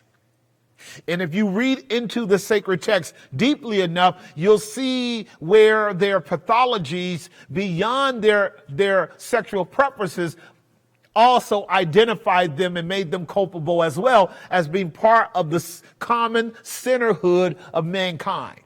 If the Bible does that, and God could tolerate that, he can handle that. He didn't just say, you know what, I don't want to have nothing to do with these people. I don't want you to have nothing to do with them. I don't want you to be able to say nothing about them, good or bad. He didn't do that. He didn't do that. Now, we'll take a moment and put a face on it. Can we do that? Right, because this is the problem when we don't necessarily, and this is not an indictment, I'm just stretching your minds. I'm stretching your minds. So, there is absolutely substantial facts that homosexuals played a significant role in the civil rights movement. James Baldwin was a very clear homosexual. Very eloquent, very knowledgeable, very sensitive, had major categories of contribution that we would all be thankful for in that whole process of the civil rights movement. He spoke poignantly into the deeper consciousness of the whole psyche of America, including blacks and whites. And of course, the movement is taking that and running with it as well. But he did not play on his homosexuality, because it's not about his homosexuality. As we would argue that ultimately it's not about ethnic or racial groups either. Discrimination is wrong anywhere.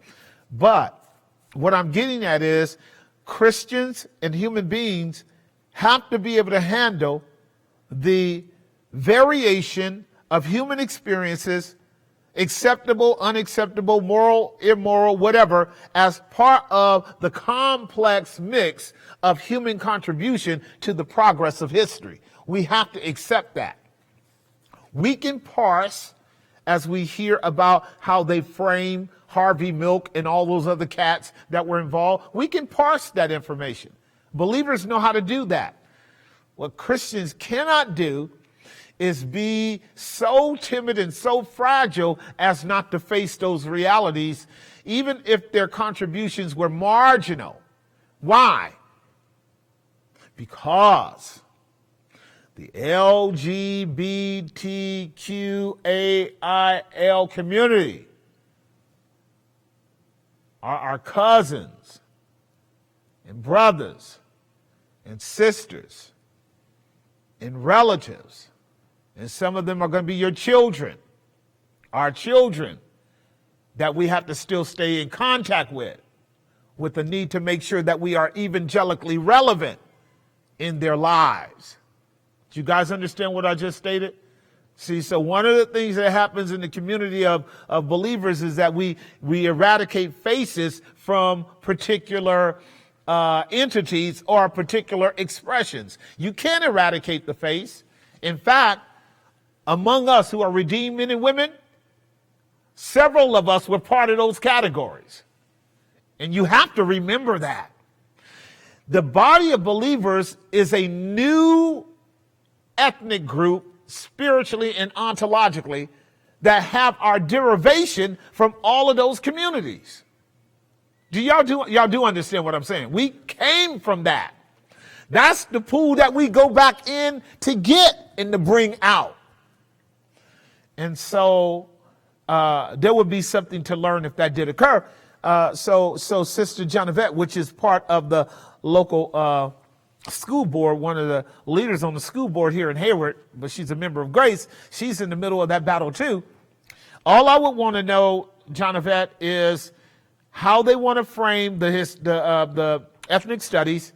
And if they moved into the gender studies, which they probably will, I would want to know how they frame that too, so that we can be honest historically and proportionately appropriate when it comes to what the legitimate contributions they made in it were.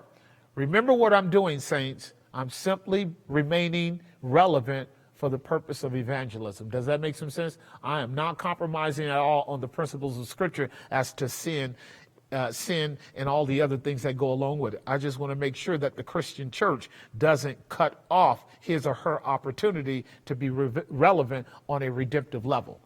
I hope this is not going over your heads at all. I just don't, because see, I know how church folk are. I've been around a long time, and we can easily fail to understand the complexity and intimacy and proximity of these factors in our own lives. The proximity of it. We got people that are close to us, that are in those communities. And we wouldn't want them to hear us talking as if they don't exist, that they're invisible. It's not necessary, because the answer to their issues is the same as ours. They need Christ. All right. Anybody online? Yes, sir. We have Ashley. Ashley, you're on. Please unmute. Hi, Pastor. I think you already answered part of my question, but my question was, what are your recommendations as to best approach walking with integrity as a teacher versus being forced to teach curriculum that goes against what You're fading out on me. versus going to teaching curriculum that goes against what we believe. And some of the background for that is, there's educational codes. And so I've kind of just gone back and forth with, does that educational code trump my right to freedom of religion? So can you speak to that a little bit?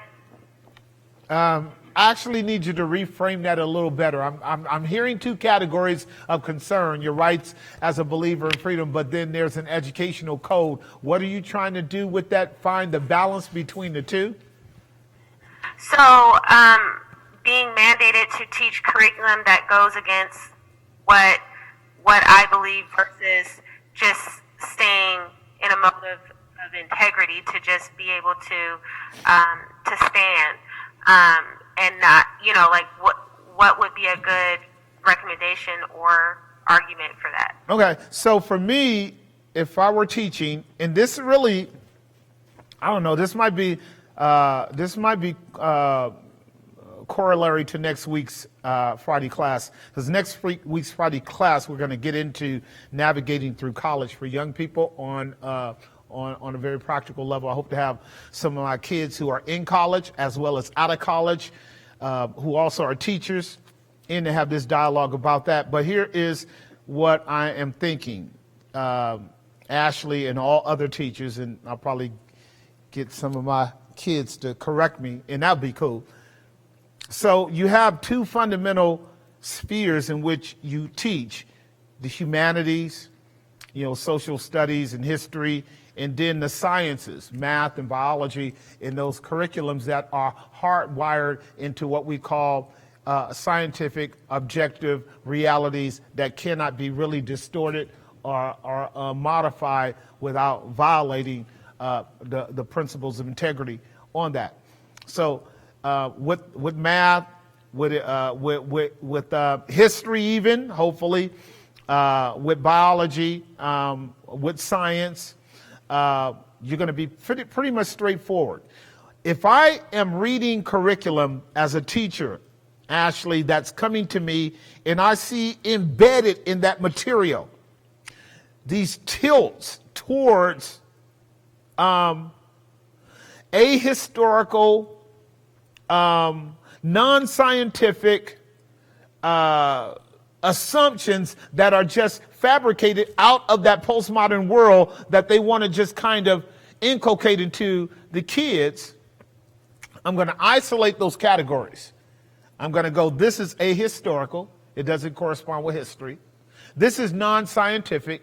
It doesn't correspond with the scientific facts.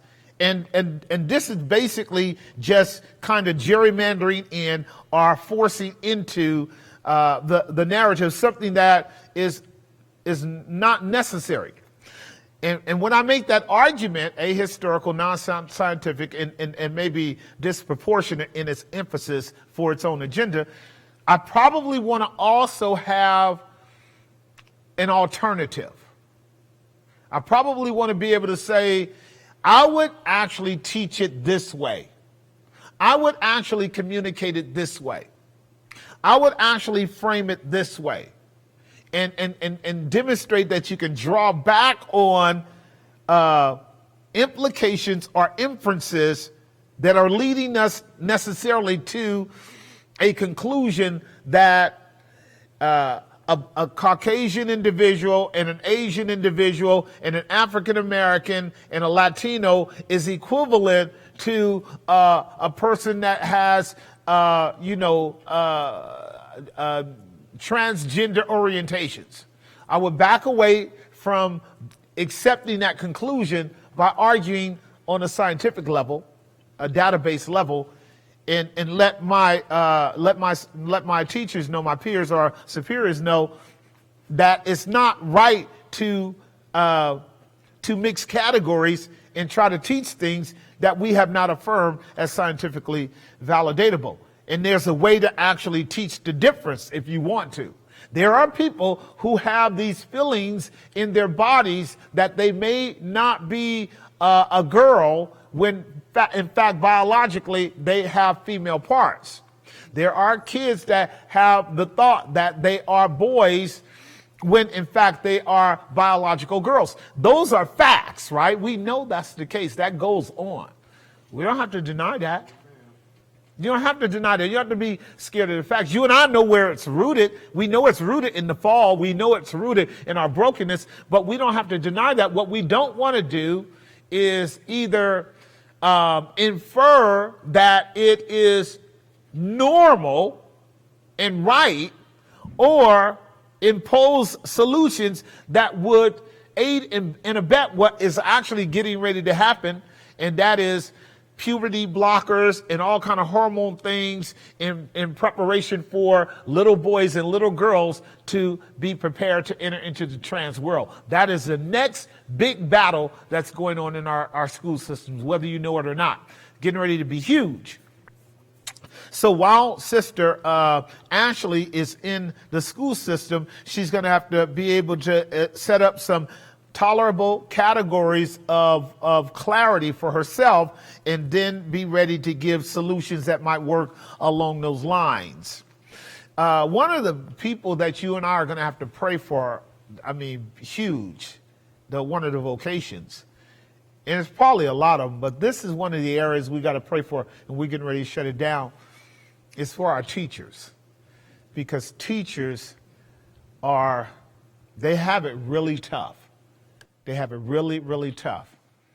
And I'd love to have my daughter in next Friday. I'm going to try to have my daughter. I got two or three that are in college, out of college, and I'm hoping to have Joanna in if she got time to be part of a discourse next Friday around navigating college. And some of you guys have you finished college? Did you finish college? And I really want to talk about how to help the kids under us actually navigate through that, picking right teachers, knowing how to pick the right classes, knowing how not to be trapped by some of the subject matters and the imposition of some of these agendas that can distract them and make it really hard for them to work their way through. That's the conversation I want to have next week. So I'm going to try to frame some bullet points and send it out to everybody, but I want to put that in our archive as well. Jashana and Janaea, you heard Jashana earlier. She has a really nice outline that she used for her own kids, but I want to make that available for the kids at Grace, because a lot of them are getting ready to go to college, and they really need to hear conversation around what they can expect when they hit college, and how they need to have resources and support groups, in the family of God to kind of help them get through.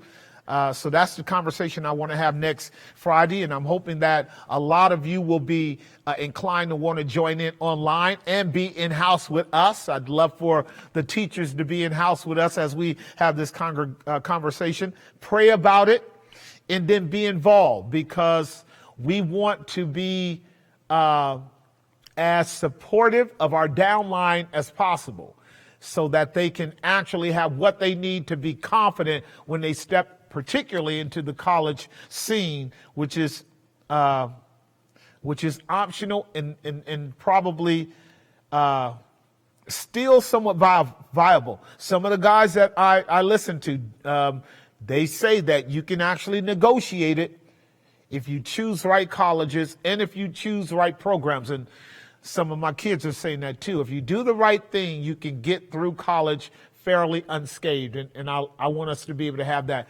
conversation.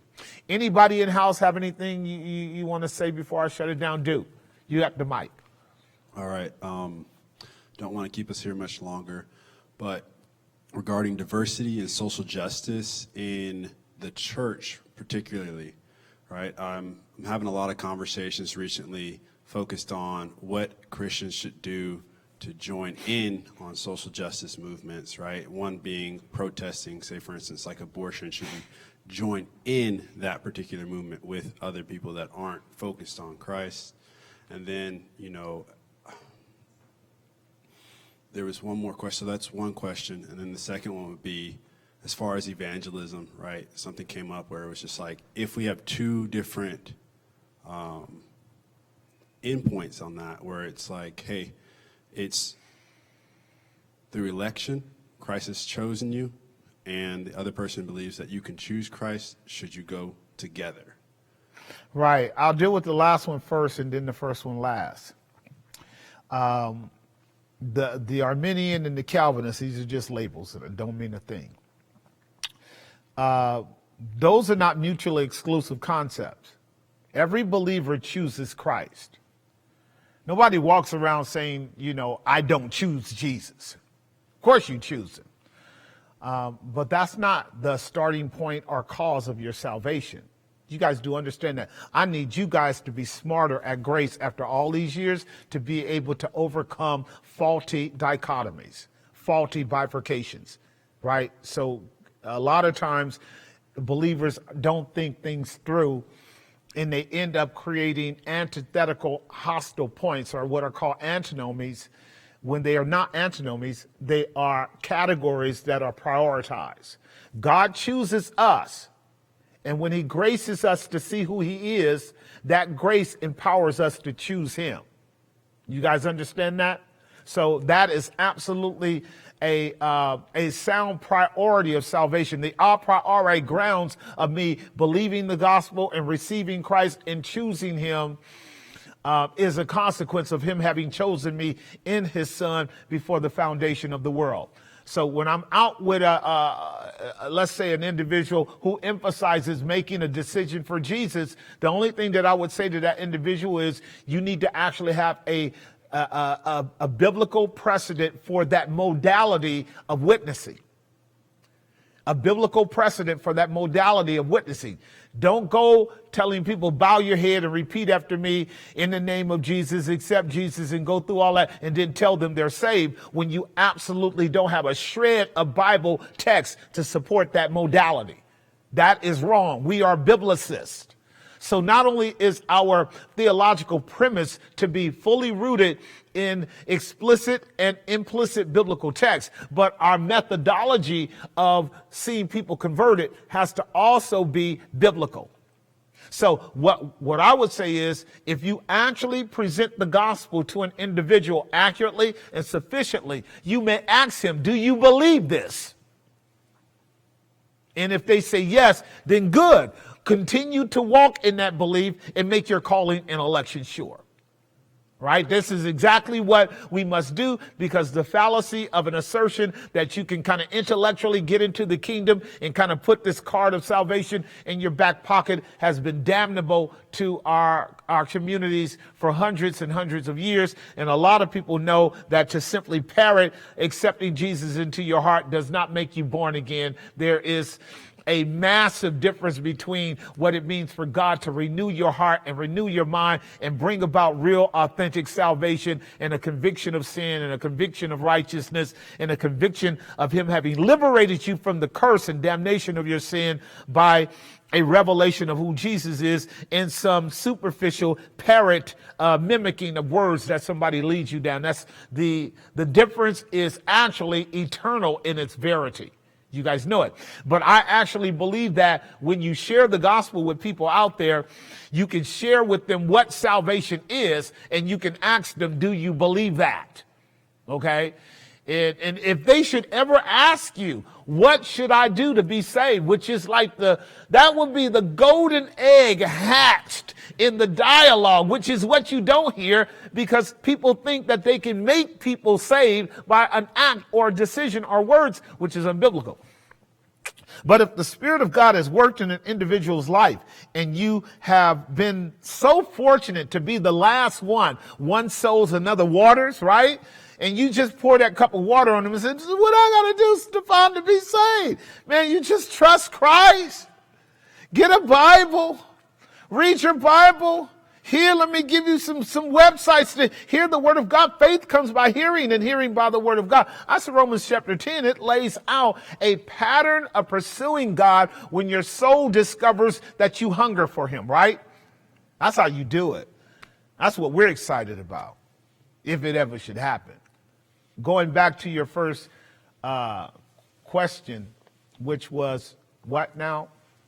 Regarding social justice. Right. So let me say this. I would be very wary of anyone stressing getting involved in social issues just because it's trendy. I would be so I want you to hear what I'm saying. Don't do anything for Jesus because it's trendy.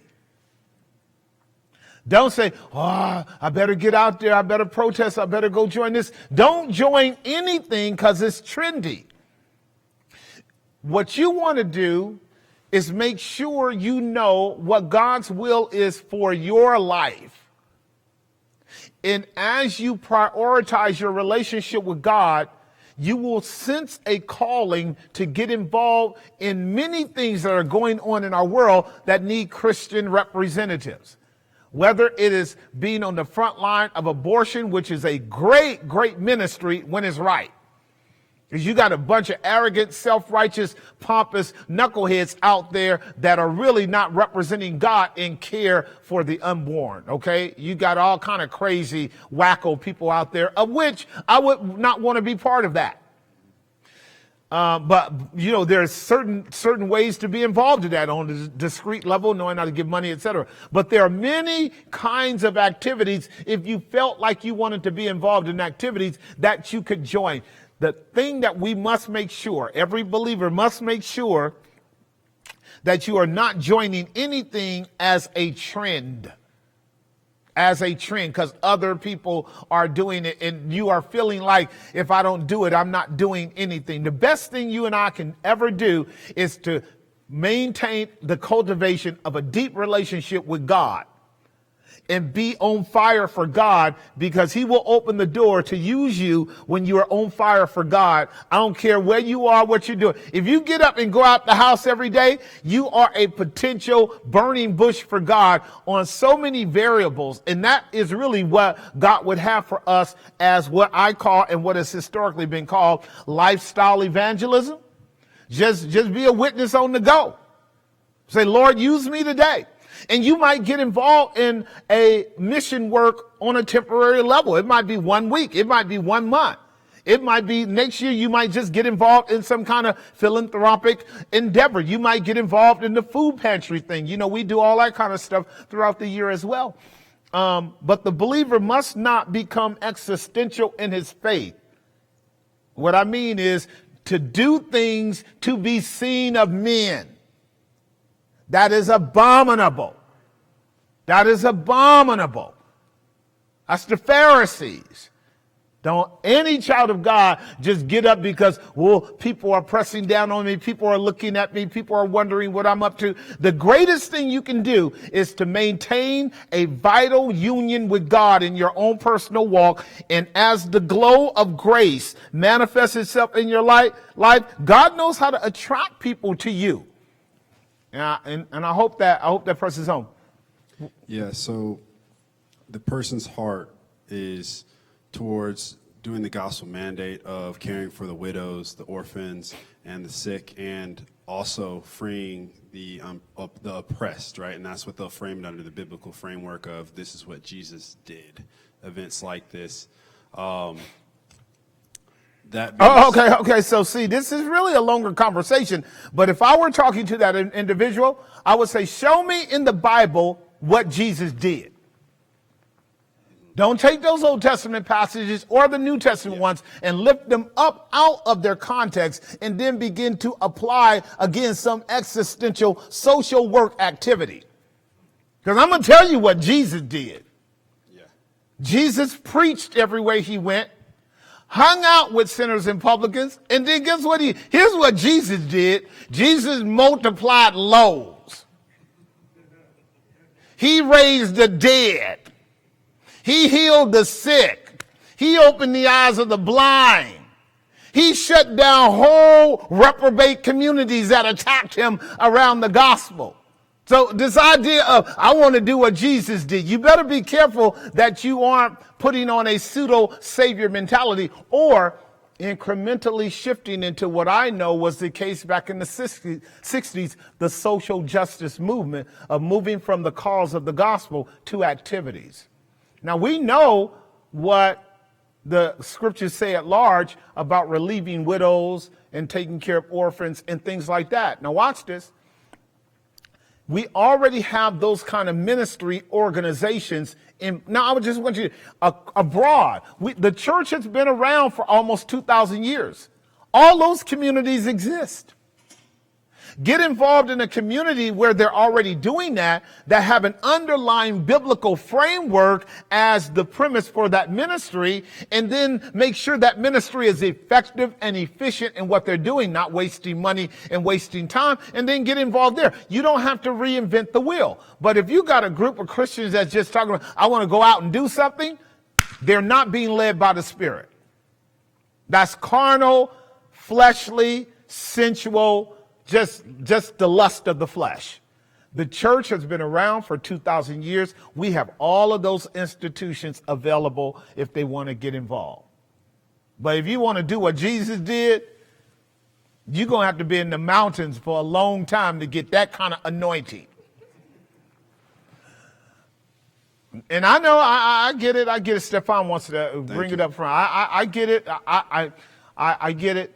Yeah, I so get to be you very would careful. say to partner with the pre-established Institutions and organizations that have wisely developed methodologies that do that well. Okay. Don't go out and waste time in a kind of novice effort in the flesh. In a worldly scenario or going out with just random people instead of the church. I mean, if you want to, if you want to be involved in like a secular ministry where they may be efficient at giving out food and stuff like that, if your objective is to help them in addition to sharing the gospel with them, yeah, you can do that. Whoever it is that's asking this, please hear me very carefully. Whoever it is that's asking are talking about going and doing something. Whatever you are going and doing, if it's taking the place of going with the gospel and preaching the gospel as you do, you are deceiving yourself. You don't even know it.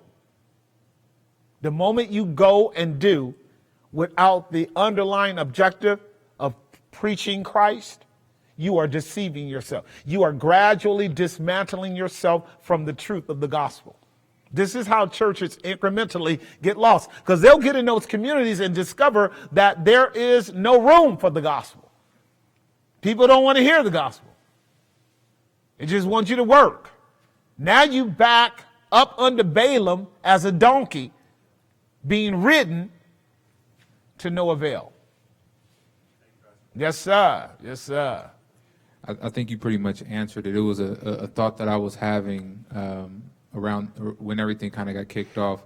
And I tried to put myself in the shoes on both sides. Obviously, I addressed it, how to go and talk to a Caucasian, and then being able to talk to the black person on the other side. And so it was around the thought of speaking to that psychological, hole that people get in on the black side to say, I want to be involved. That was essentially piggyback. And I think it's having that conversation is digging into that. Why are you trying to do this? What is your ultimate goal here? Yeah. What is your purpose on trying to do something like this? Is it, and we have to probably use our words wisely, but is it fleshly or is it spiritual? Yeah. And being able to kind of dig into that. And I think it was around trying to understand myself maybe back in the 60s. Yeah. And all of that movement. Man, how you going to tie yourself to the 60s, boy? No, I'm saying like if I was to, if I was in that situation. You got to talk to me. You got to talk to my boys that we grew up in that.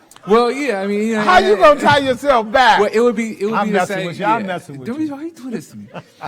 It would be to say, like, how would I have battled that emotion for something? I mean, there are landmarks for progression, right? There, like Martin Luther King, Malcolm X, a lot of these other cats that with their voice, progression was made, and I was kind of in a corner at one point to say, what is it that you get involved in? To answer that question, because if you don't communicate it the right way, I fear that you'll say that you don't do anything because you have to just continue to be a Christian, and what that will ring to the other person's ear is that I just need to be able to pray and trust God, which is a very simple point, but it's also very offensive because that emotion is driving what they want to do. And I think just speaking to the psychological element, like asking the why, what, and how in the purpose of what you want to do is probably the best way to go about it.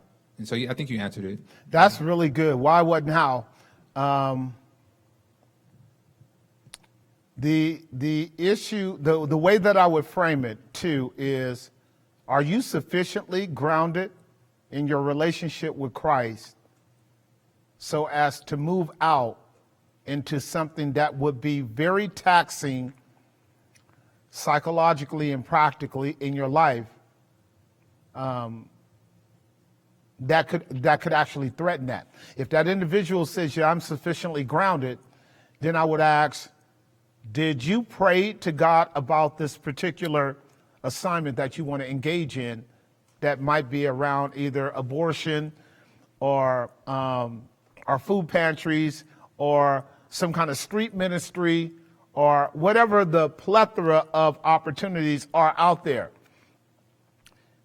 What I want to press home, and then I'm going to close in prayer, is that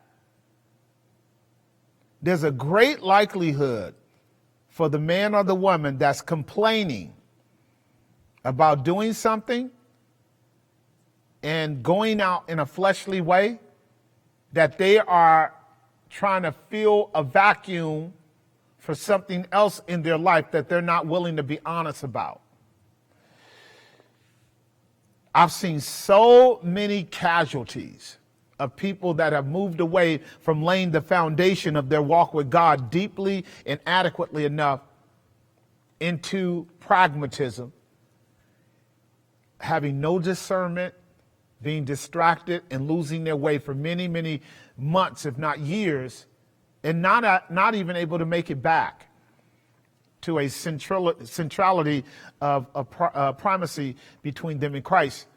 And a lot of times, quite frankly, people will be struggling with who God is and who Christ is and what God's word is, and want to get away from that struggle by practical things.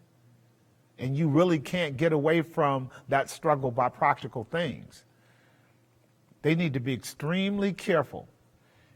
If I have been able to assess that I'm well rooted and grounded in Christ, and if I'm wrong about that assessment, I have deceived myself. In the Greek Orthodox Church, when you come into the Greek Orthodox Church, one of the policies that they have is that you don't get to do nothing, you don't get to do anything or say anything for at least 2 or 3 years,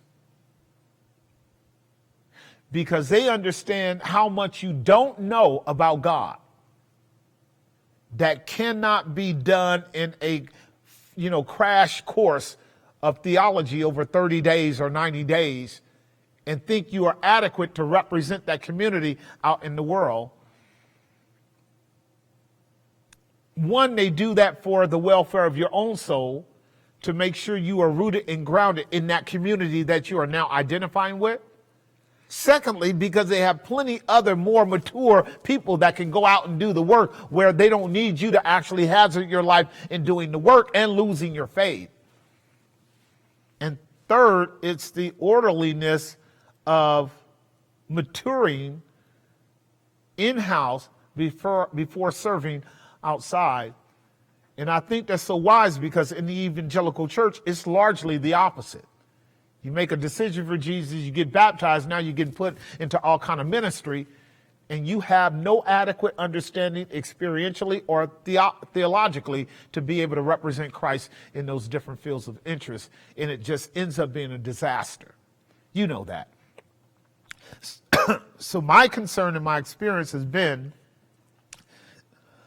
God actually uses the man or woman, or couples, if you will,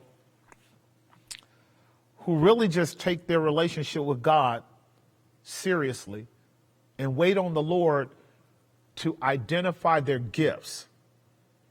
And they can be plural, like we talked about when we dealt with the gifts last year. They can be many. And then in His providence, pull you in a direction of service. I'm not going to just go. I'm going to be led. I'd rather be led. I'd rather be led by God. Because, there's a lot I can do, learning about God and just living a practical life and paying my bills. I'd rather be led. I'd rather go, Lord, I'm going to sit here and grow and mature, and then you're going to have to open the door. You got to lead me into that. The flesh profits nothing. It's the spirit that gives life. And as many as are led by the Spirit of God, these are the sons of God. And there's so much unled activity that's going on in the church. It's not even funny. Father, we thank you for your word. We thank you for your people. We thank you for these days that we're in. We know that they're designed to make us better and to build us up and to prepare us to serve you. Bless everybody that has participated in our live stream up to this point. Give us traveling mercies. Give us health and strength. Grant us the grace to gather together to worship you again on Sunday the way you allowed us to do last week. We love you and adore you, not nearly as we ought to, but we're thankful that we do. We ask this in the forgiveness of sins. We ask it in the righteousness of Christ for protection for every one of us headed home. And we ask it in Jesus' name. Amen. Let's get out of here. We'll see you guys on Sunday. Come on out. All the saints hang out with us. We'll be set up even better than we were last Sunday. A lot more tents and stuff, but you can bring your own umbrella if you want to. Dress casually. We'll see you Sunday. Hey, young